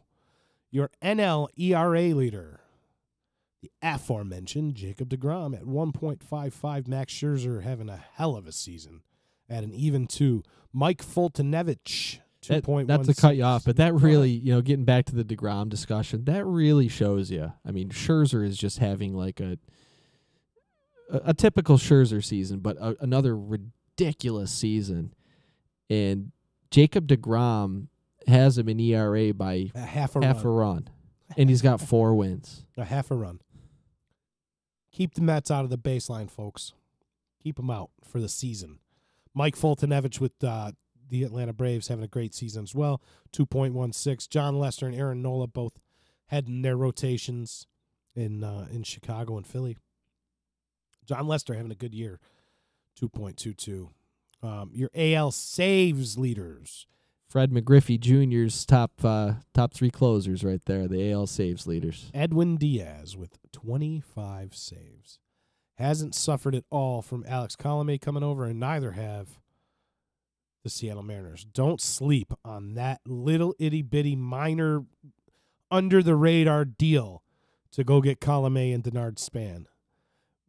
You don't really typically look at deals that happen in the first week or last week of May, first week of June as being that impactful unless they're big marquee names. It certainly looks like a brilliant trade on DePoto's part right now. 22-7 since that trade happened. So Yes, I agree. Craig Kimbrell, Aroldis Chapman, Shane Green, Keone Kela. AL saves leaders. Brad Hand, who we talked about a couple times on today's show. Brad Hand with 21 for, I think he saved almost every game. Yeah, that's a team that's under 500, and their closer is leading the NL in saves. 21. Wade Davis with 20, another team under 500. Sean Doolittle with the first place Washington Nationals with, well, they're not in first place anymore. Just behind the Atlanta Braves. 17. Brandon Morrow settling into his role as closer, apparently, with 15. And Kenley Jansen, who got off to a little bit of a slow start this season, picking up the pace with 15 saves. Your AL WAR leaders, I love to update this every week because every single week Mike Trout just gains another win.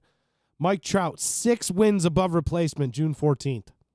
Jose Ramirez, for all the wonderful things that he's doing this year, 1.5 runs behind, or 1.5 wins behind him. 1.5 wins. And he's having an MVP caliber season. Yeah, you could say the same about Mookie Betts, who's next up on the list. Almost 2 full wins behind Mike Trout. 6 wins above replacement is more than the top 2 guys in the NL combined almost. Freddie Freeman and Lo Cain would be at 6.7, 3.4, and 3.3. So, Mike Trout, an historic season going on right now at 6 wins above replacement. Matt Chapman from the Oakland. How about that for a surprise? Matt Chapman from the Oakland Athletics and Brandon Belt and Nick Markakis still holding down on the NL side. Matt Chapman one of the the best defensive third baseman in all of baseball. Yeah, he's fun to watch, isn't he? He's fun to watch. He lays it all out, and he's got a hose. And all that foul territory in Oakland, he's got some room to go and run. He's throwing guys out. He would be in the first row at Yankee Stadium. Some of the throws that I've seen him make in Oakland, he'd be in the first row at Yankee Stadium. So that's it. That's your rundown segment. The rundown. And the rundown's brought to you by Disruption Network. And Disruption Network is teaming up with Oh Babies in New Hartford, New York. This is going to be a fun event, man. If you are in Central New York, you want to listen to this right now. Oh Babies at 4126 Oneida Street in New Hartford. Disruption Network is doing a Grub and Gab on Tuesday, June 26th from 5 to 8 p.m. at Oh Babies Gourmet Sandwich Shop. They are looking for competitors in an eating contest. You can be a part of setting the bar in what they call the Goliath Challenge. So apparently it's a triple-size sandwich, triple the meat, triple the toppings, and a pound of fries, and your choice of a 2-liter soda or a 40-ounce of beer. I'm going to take the 40-ounce. I would go with the 40. I'm going to drink a 40 OE, and we're going to eat this sandwich, and we're going to try. But they're looking for competitors. They're trying to get like 5 to 7 competitors. So if you or anyone you know is into competitive eating or into challenging yourself at eating what they call the Goliath, all right, they're calling it the Goliath. They don't call it that for no reason. The winner gets a golden ticket from O'Babies, which is good for a sandwich a month for a year. And it is the Aaron Judge of sandwiches. And tickets to Get the Lead Out at Saranac Brewery in Utica, New York on August 10th.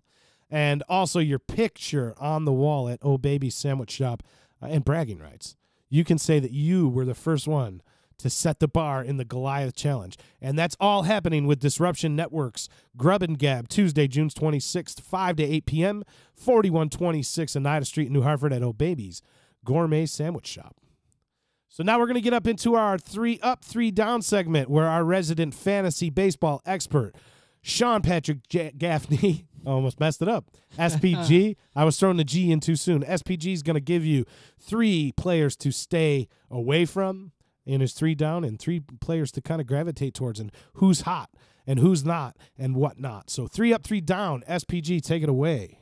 So we talked a lot about the Seattle Mariners, and my first guy on the 3 up list is a Seattle Mariner that we have not mentioned yet, who is having a very good year. He's as of late in particular is hitting very well, and that's Ryan Healy, their starting third baseman. I believe he's also eligible as a first baseman in Yahoo Fantasy Leagues, so he's got dual eligibility. So far in June, he is hitting .279 with 5 home runs, 7 RBI, 628 slugging percentage in June, and his overall numbers are pretty good too. 255 average, 13 homers, 31 RBIs, 28 runs, and he hits right in the middle of a very good Seattle lineup right now with some guys that can get on base for him. So Ryan Healy, he DHs a lot. He plays first base. Kyle Seager is primarily their third baseman, but Healy does play every day, and he's pretty under-owned right now. He's only 29% owned. Definitely worth a look in leagues if you need a guy at third base. If you're a Josh Donaldson owner and you've been waiting for him to come back, maybe Ryan Healy's out there if you need a replacement. So check him out if you need a hitter.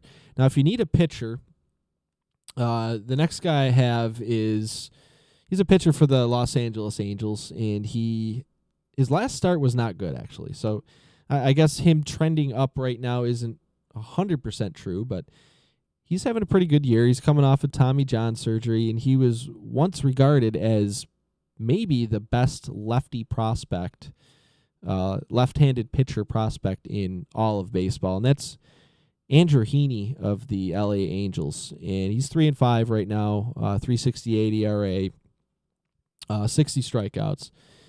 But he's been pretty good, aside from a little slip-up last time out. Overall, he's a guy that you could probably slot in the mid to end of your rotation and play based on matchups in fantasy baseball. But he still has a lot of upside if he can stay healthy, and he's a guy to keep an eye on. And the Angels are going to have to rely on him now, with Ohtani down and Garrett Richards banged up, potentially missing time. So check out Andrew Heaney if you need a starting pitcher to maybe stream or to maybe throw on your bench and throw in your lineup when you see he has a good matchup.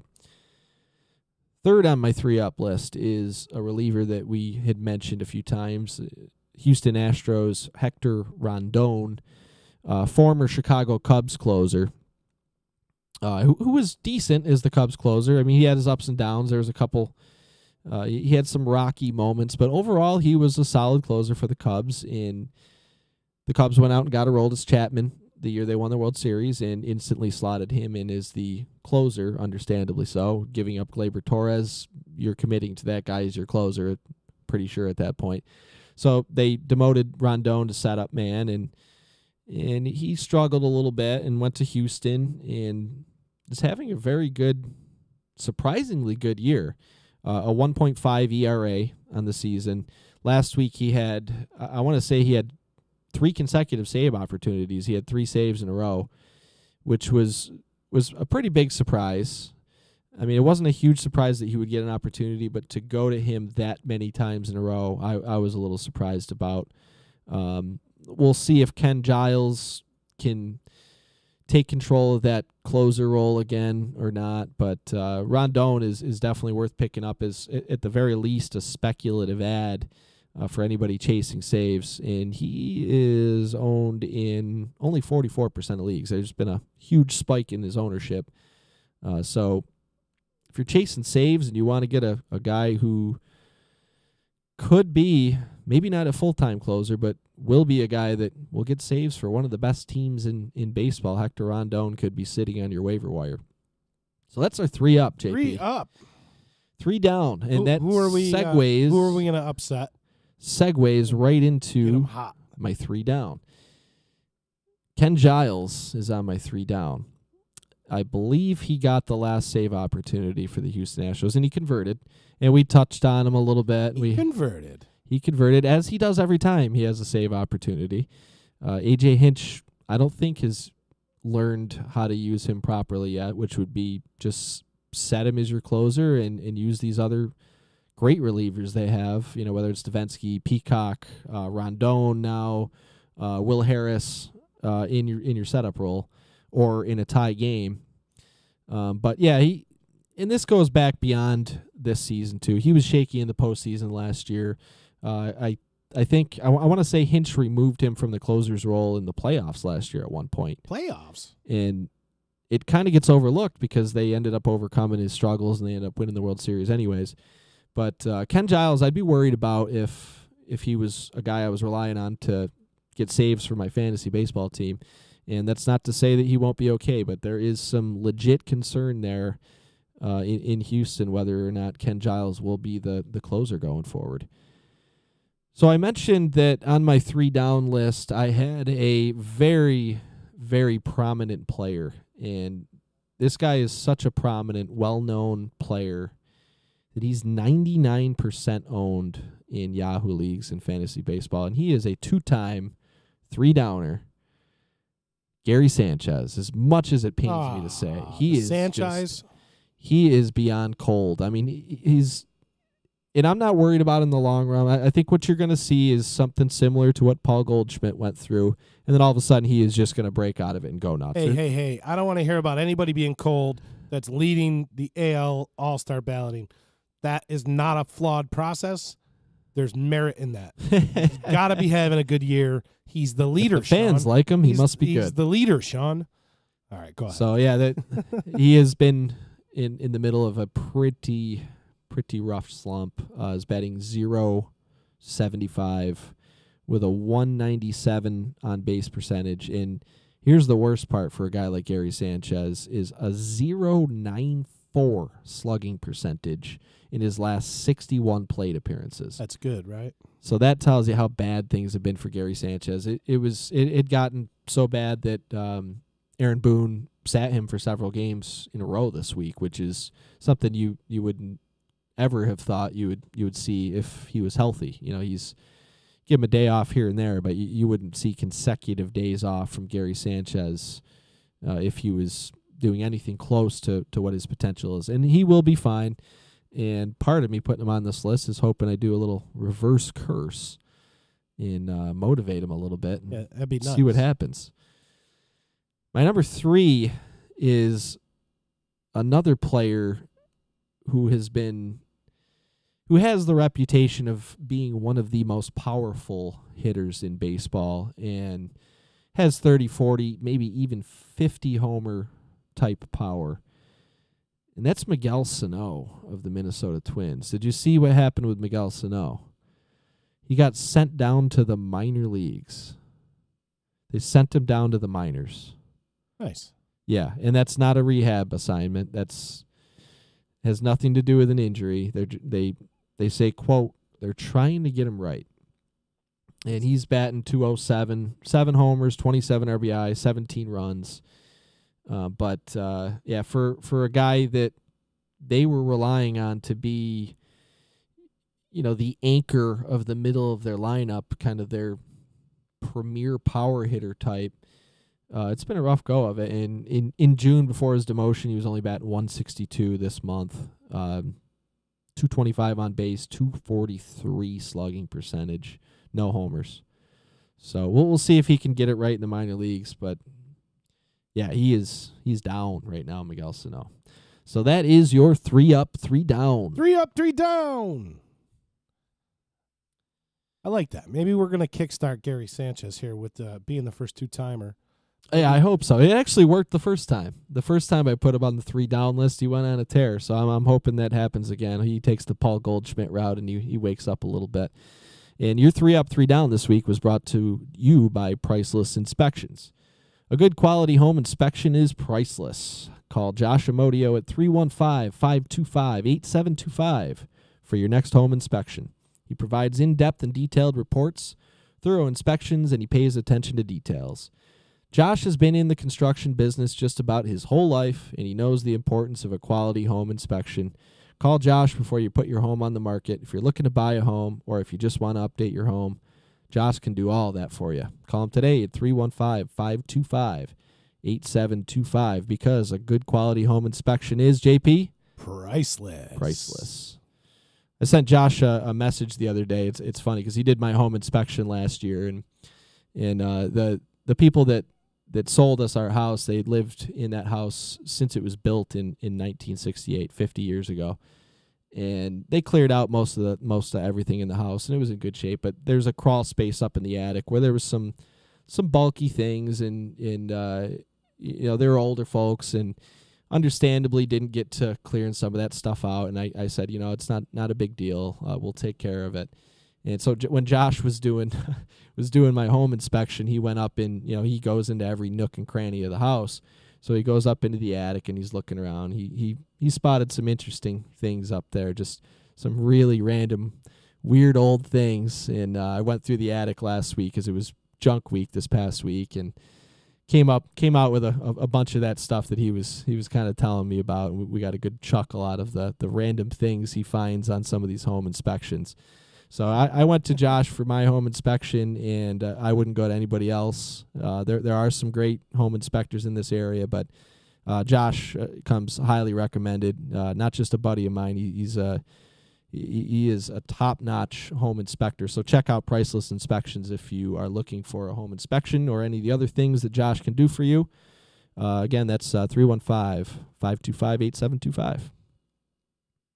Now we're going to get into my favorite part of the show. We're going to get into the seventh inning stretch here. And this week, if you haven't tuned in before and you're wondering what our seventh inning stretch is all about, we like to give our own independent lists of our top 7 of something.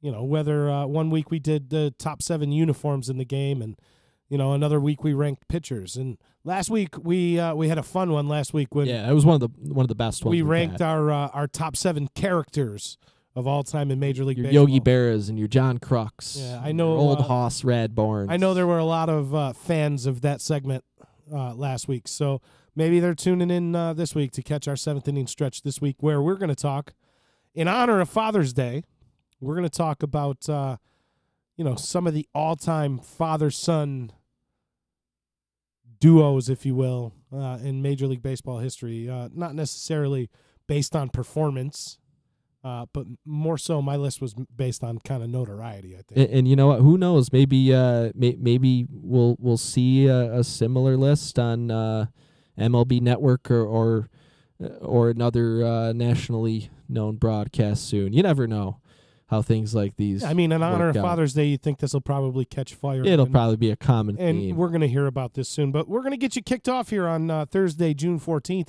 and we're going to talk about some of our top 7 favorite father-son bonds in the game here. Basically the criteria for my list. We didn't do much discussion on this before. Criteria for my list was that they all played Major League Baseball. And so I'm going to give you some of the interesting ones. I'll start off with my number 7. I'm going to go with the Hairston family. So most baseball fans, our age might remember Jerry Hairston Jr.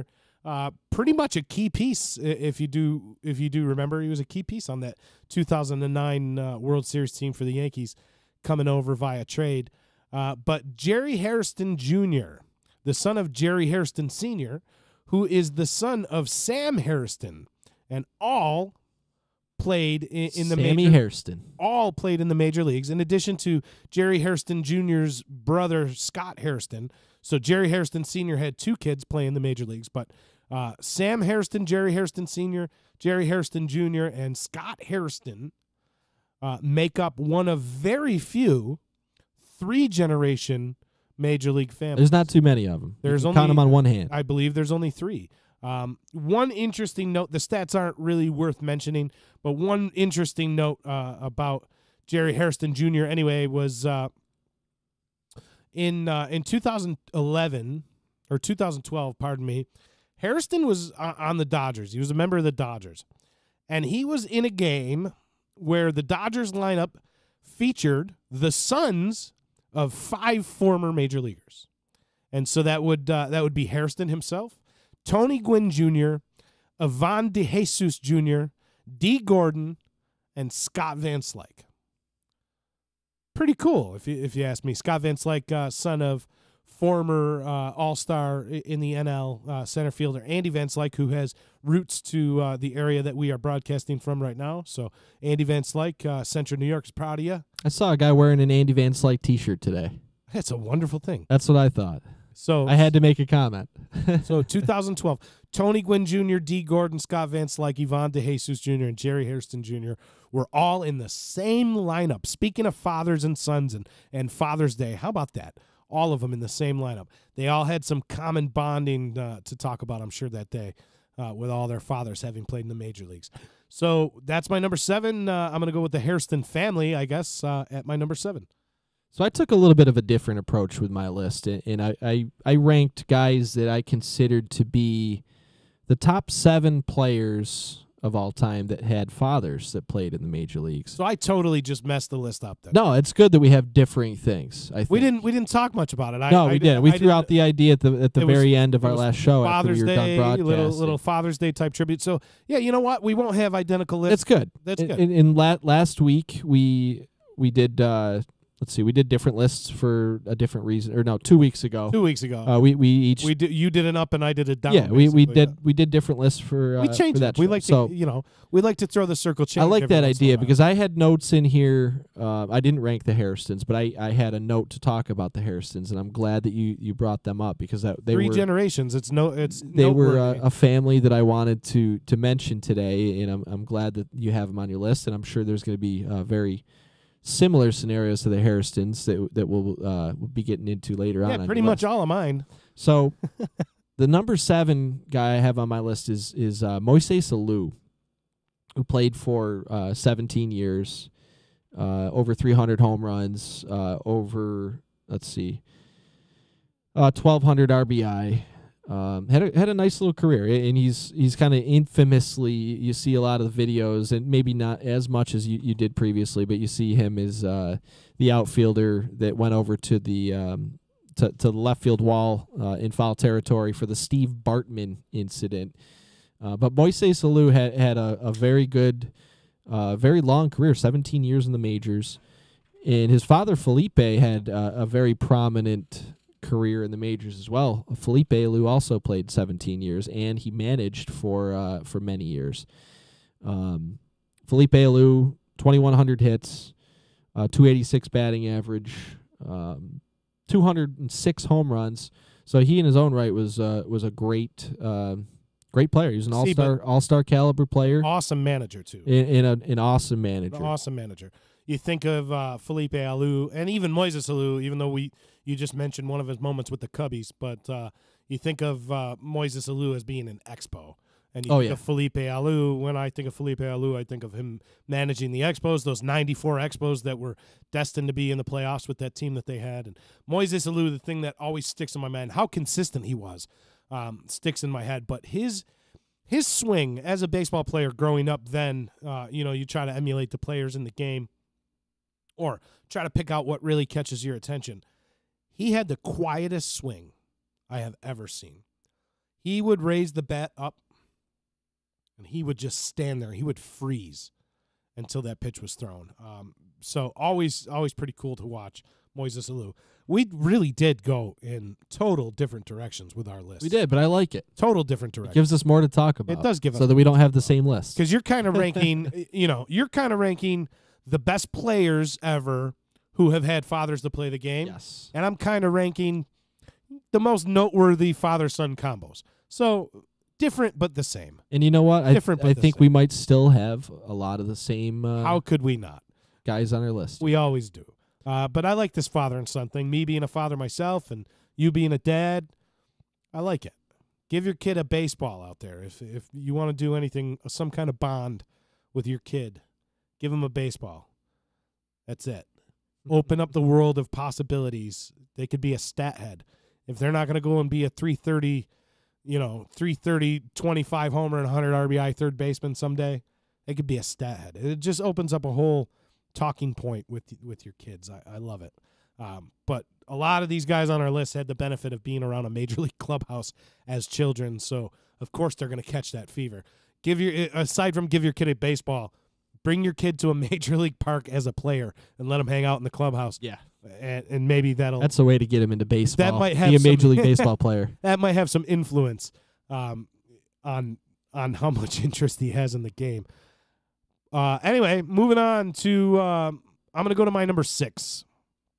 And again, more noteworthy than stats driven, but I'm going to go with the LaRoche family. And more along the lines of like I said, not stats. Adam LaRoche. It's another one I'm glad you brought up. That is a very good topic to bring up on Father's Day weekend or coming into Father's Day weekend. Speaking of fathers and Father's Day, Adam LaRoche, it's got to be, 2 years now? 3 years? 2015 was his last year. So in the spring of, just to give you a synopsis, in the spring of 2016, coming into spring training, Adam LaRoche was advised by the Chicago White Sox that he was no longer allowed to bring his young son into the clubhouse and around the field. Speaking of players that grew up around Major League clubhouses, that exact practice, the Ken Griffey Jr.'s were allowed to be around the Big Red Machine and guys of that nature were allowed to be around, right? That exact practice was discouraged to Adam LaRoche and told not to bring his son around. And so what did he do? He quit. Yep. Walked away. I can't bring my kid around. I don't want to play. Walked away from millions to say, you know what, your rule is bogus, and I don't want to do it. And baseball season is so long that these guys are taken away from their families for a long time. Yeah, and not during to the diminish, funnest part of the year to have kids too, summertime. And it's very admirable that he was willing to say, me spending time with my kid is worth me saying, no, I don't want your millions. If you're going to tell me I can't bring my son to the ballpark, then I'll stay home. I'm done. Yeah. I'm taking my ball. I'm going home.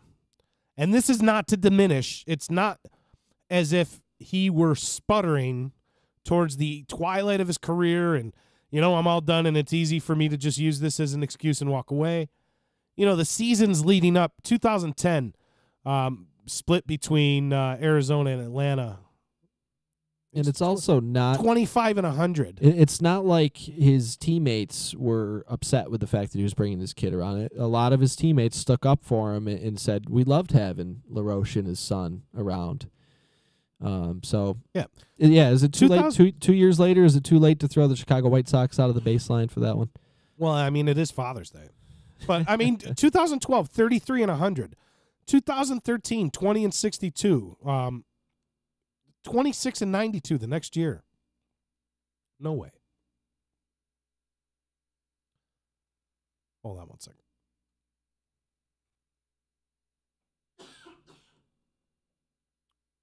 Sorry about that. Technical difficulties here on the baseline.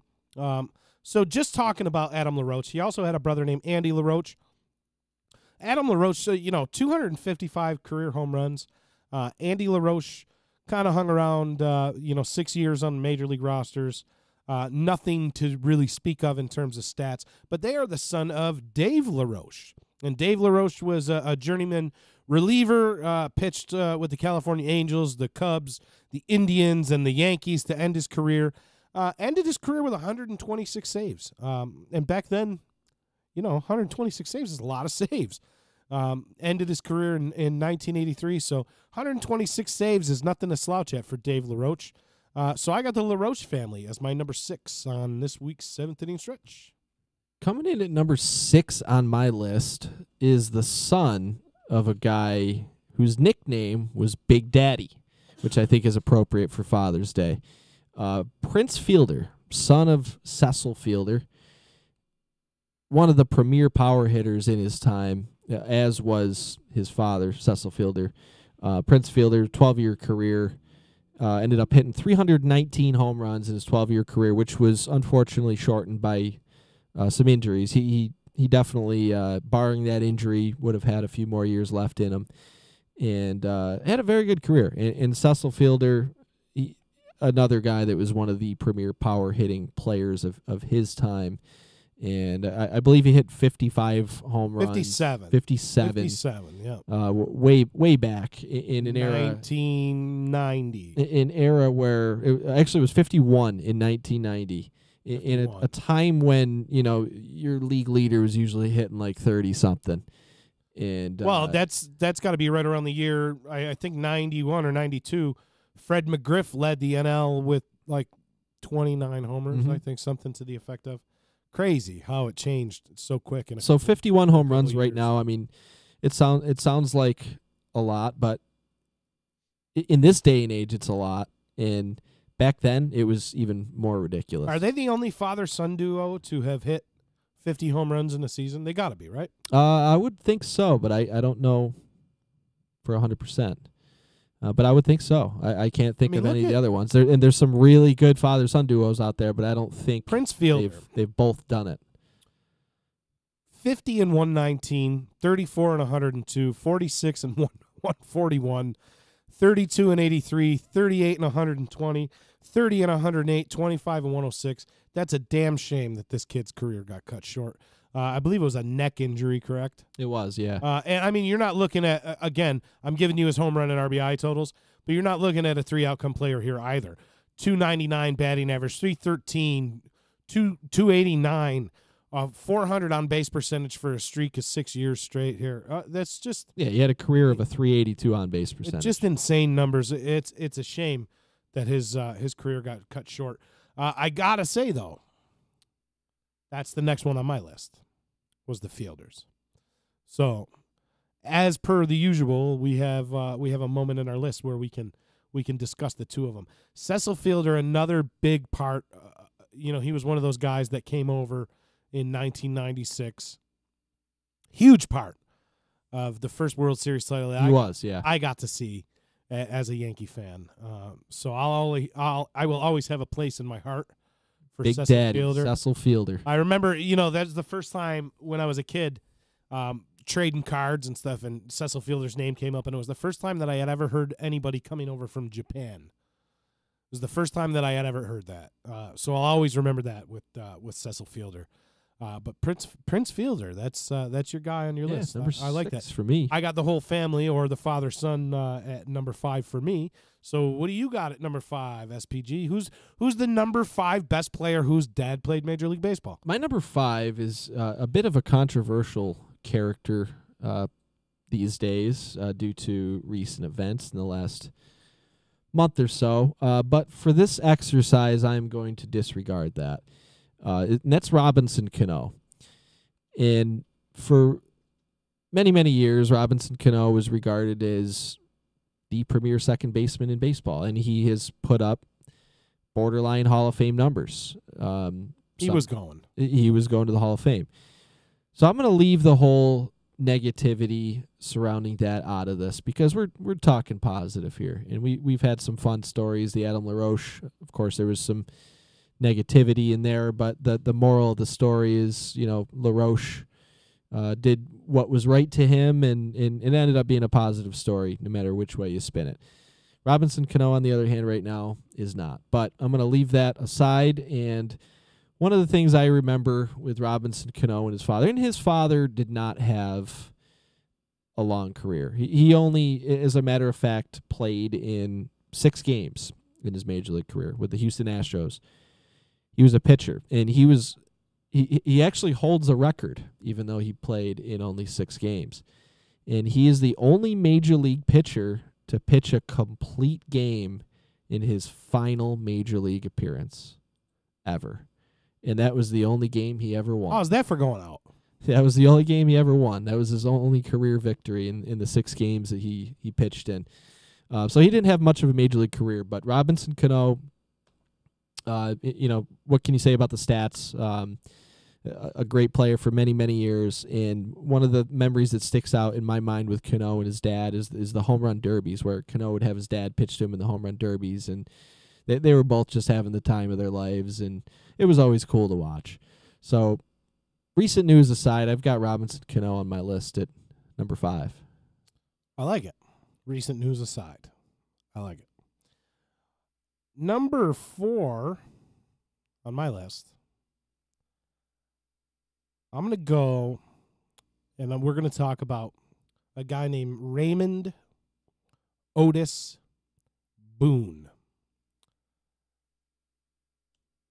Raymond Otis the Boone. Patriarch of a multi-generation baseball family.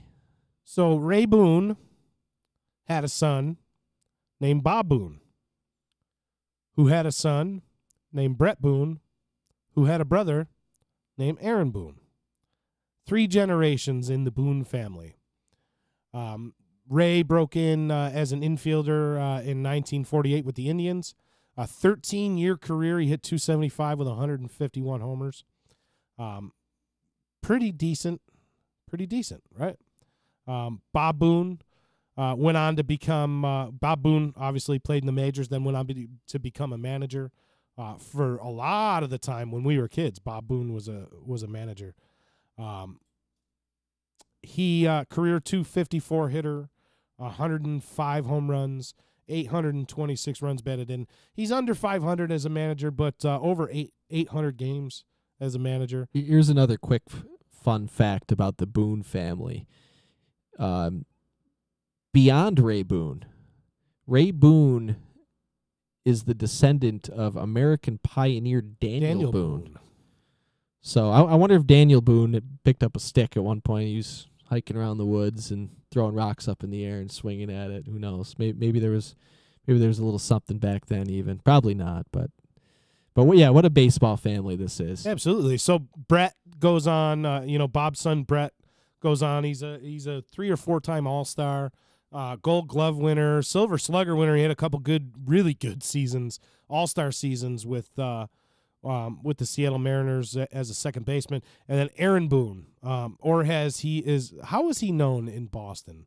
Aaron Boone. I believe it's Aaron Bleepin' Boone. Aaron Bleepin' Boone. Bleepin' stands for something a little more harsh, and we're going to keep it PG for all of our younger fans out there. But Aaron Boone, not such a nice name in the Boston, Massachusetts area. So he went on, I believe he was an All-Star as well, now having a very successful first season as the manager of the New York Yankees. So the Boone family, I got the Boone family at number 4. I like it. And it is worth mentioning, too, that the 4th generation is on the way for the Boone family, too. I did not know that. Brett Boone's son, Jake, was drafted by the Washington Nationals in the 2017 Major League Baseball draft. He's a year in already. So he's a year removed from being drafted, and I'm not sure where he's playing this year, but who knows? Maybe you'll see him in the majors someday, and they'll be the first ever 4th generation baseball family. Well, they got the inside track then. They sure do, yeah. They Unless have Jerry Hairston III is coming. Hairston Jr. and Scott Hairston better get hurrying up and getting their kids into Major League Baseball to beat out the Boone family. That's the only chance, I think. But yeah, very very cool. The history of the Boone family and the fact that you could see a 4th generation Boone here in the major leagues at some point.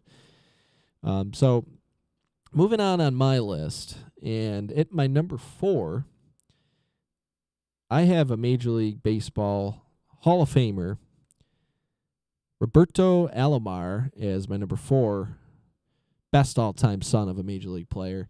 So let's just talk about the Alomar family, because I have them at my number 3. Okay, so we'll bundle it right in. Let's talk about the Alomar family in general. Sandy Alomar, and then Sandy Alomar Jr. and his brother Roberto Alomar. Definitely one of the most notable baseball families. Only won a Hall of Famer, but yeah, Sandy Alomar Jr. could play. He was an all-star, and he was one of the best catchers of his time too. Listen, that 95 to like 99 stretch for Sandy Alomar Jr. I believe he was an all-star game MVP, highlighted a team in the 97 World Series. Yeah, he's a former Rookie of the Year, Gold Glove winner. Yeah, the Alomars could catch and field their positions for sure. Robbie Alomar could go out and play second base too. So nothing you can say. One of them makes the Hall of Fame, but such a good baseball family. Other than spitting the umpire's face. Is it too late to call? Can we call Roberto Alomar out of the baseline? I think we can. I don't think there's any statute of limitations on doing that. I think he's pretty much was out of the baseline anyway. So, yeah, I got the whole Alomar family, Sandy Sr., Sandy Jr., and Roberto Alomar, but it's funny that it's just so funny that we're doing different lists right now. I love it. But they tie right in together. They do. They tie right in together.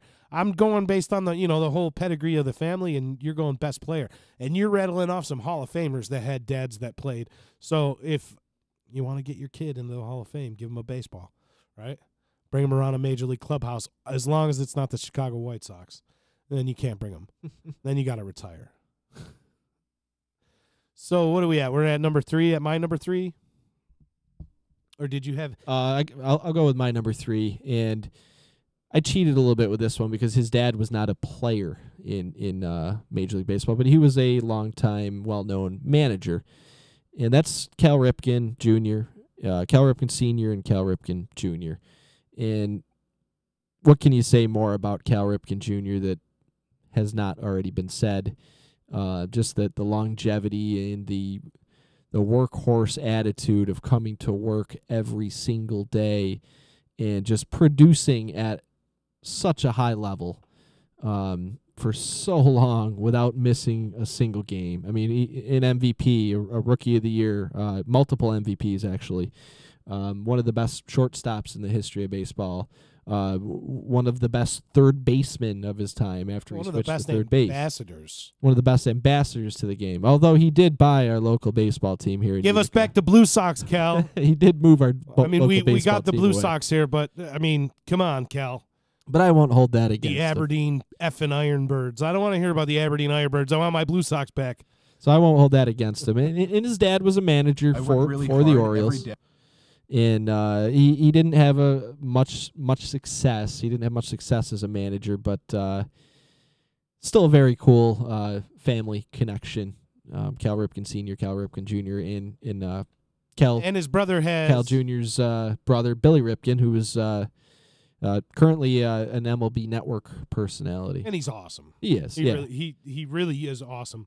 Did you see him catch a line drive to the face in the studio? I did. He does have maybe the most notorious baseball card ever. He does, yeah. On the knob of the bat on one of Billy Ripken's 1987, 1986 cards. On the knob of the bat, he had some, a not so nice phrase on the bottom of the bat. Google it.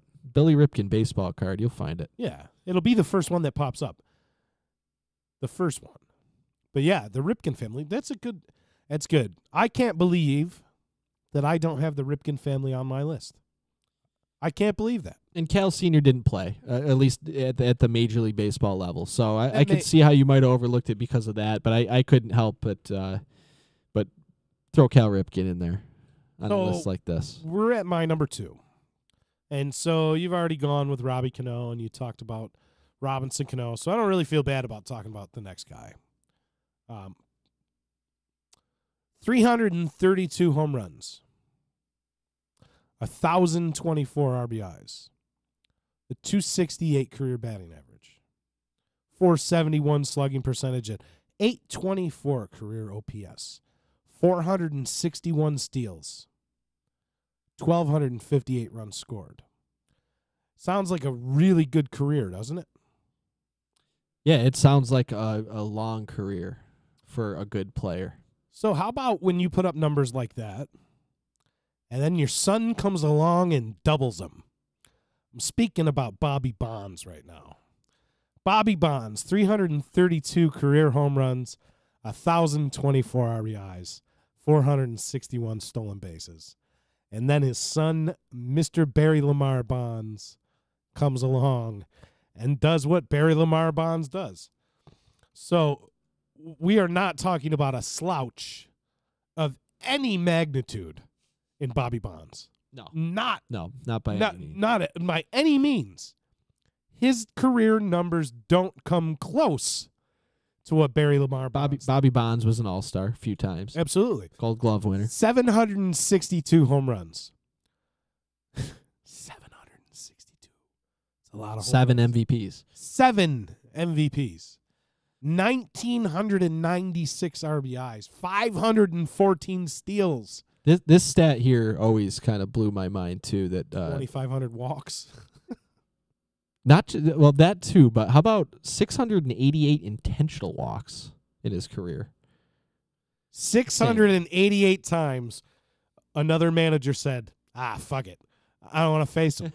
688 times. A career OPS over 1,000. Yeah. And a career on base percentage. Everything about Barry Bonds 444 has already been said, and I'm not going to get into it. We're not going to get into it. I'm just going to look at his pure numbers, and we're going to talk about how much of a prominent player he was in in our era of growing up in baseball.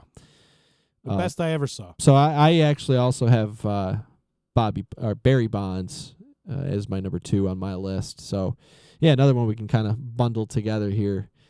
And, yeah, the numbers are ridiculous. So you wouldn't have even thought, though, if I'm sitting there, I'm reading you Bobby Bonds' numbers, you would have thought that he was one of the players on your list.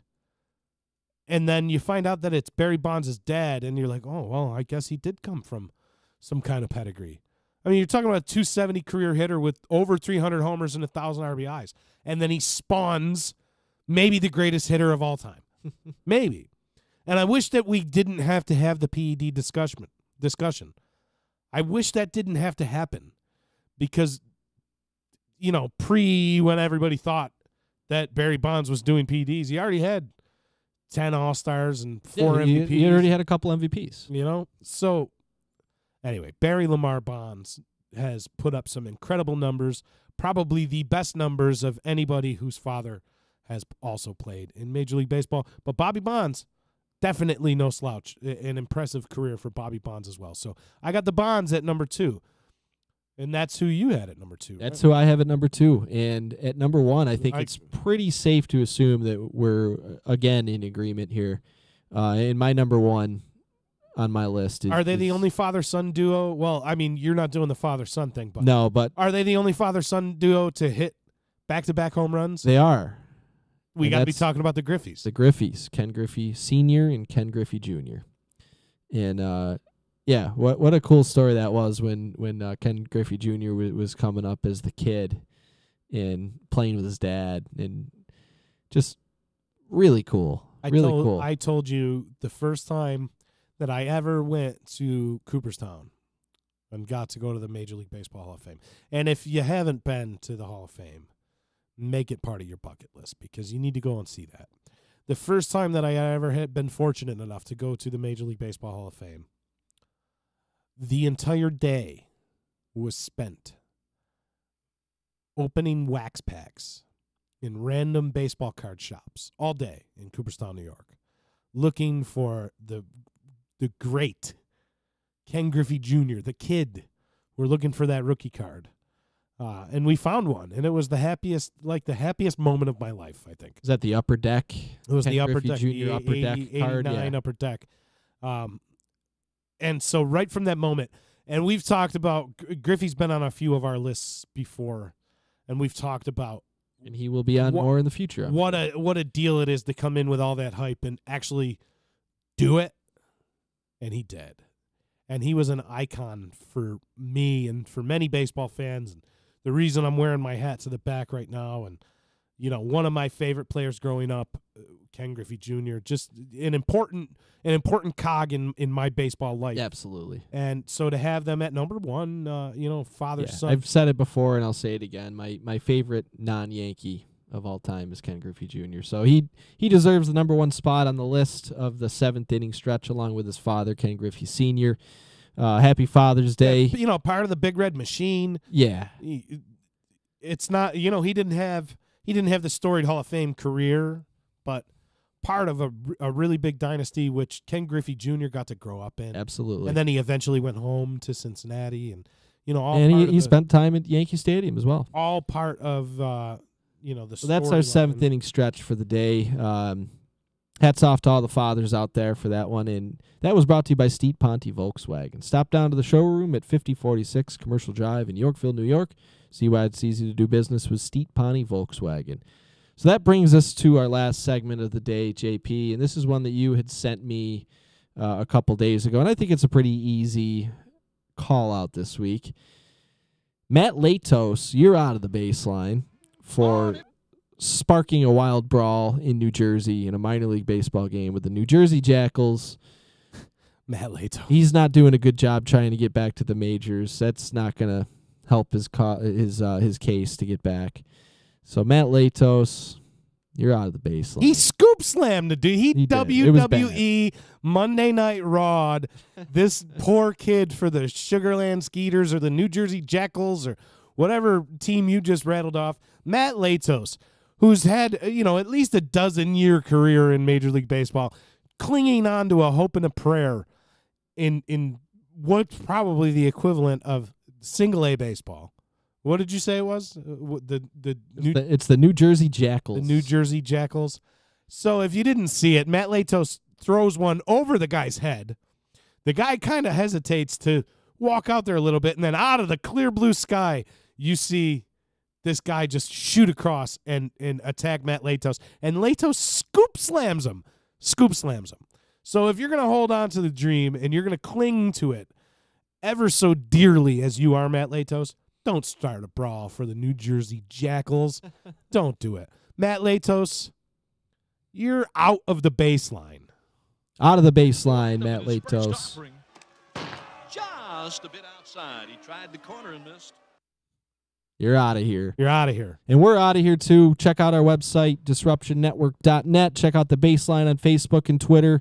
Check out all the content on disruptionnetwork.net, all of our shows here on the D. You can catch our episodes, our back episodes, in every show on the website. Great content. EC Radio, Back Talk, Home Free with Adeline Van Dyke, the D-Line, Ease Beats and Bizz. So many good shows, so much good content. So check it out at disruptionnetwork.net. Yeah. And I think that's it for us this week, JP. Hey, happy Father's Day to all you Happy dads Father's out there. Day. Get out there, do something fun with your kids. I'm going to Yankee Stadium on Saturday. Rub it in. You're going there for Sevy Saturday. I cannot wait. We, check in with us on the Baseline Facebook, and maybe SPG will be posting some pictures from Yankee Stadium. Yeah, I'll try to get something up from there, I'm sure. Father's Day festivities. If I'm just not completely overwhelmed with just being at the game, I will try to get some content out there for you. But yeah, if you're a dad out there, do the right thing. Give your kid a baseball. Talk about baseball, be about baseball, and create a new breed of Baseline fans out there. Until next week, have a happy Father's Day, and as always, keep it inside the lines. Keep it inside the baseline. For SPG, I'm JP, and we are out. We're out.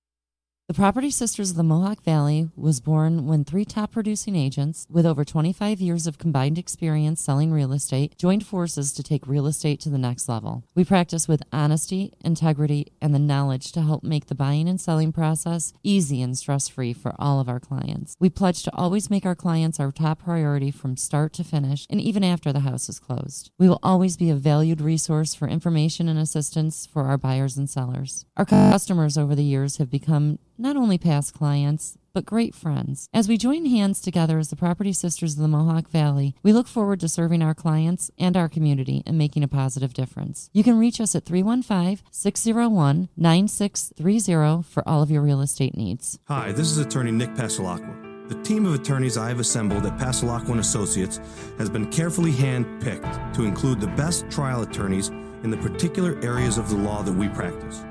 Have you been charged with DWI or any other crime? Members of our team include former assistant district attorneys, now fighting to protect your rights 24 hours a day, 7 days a week.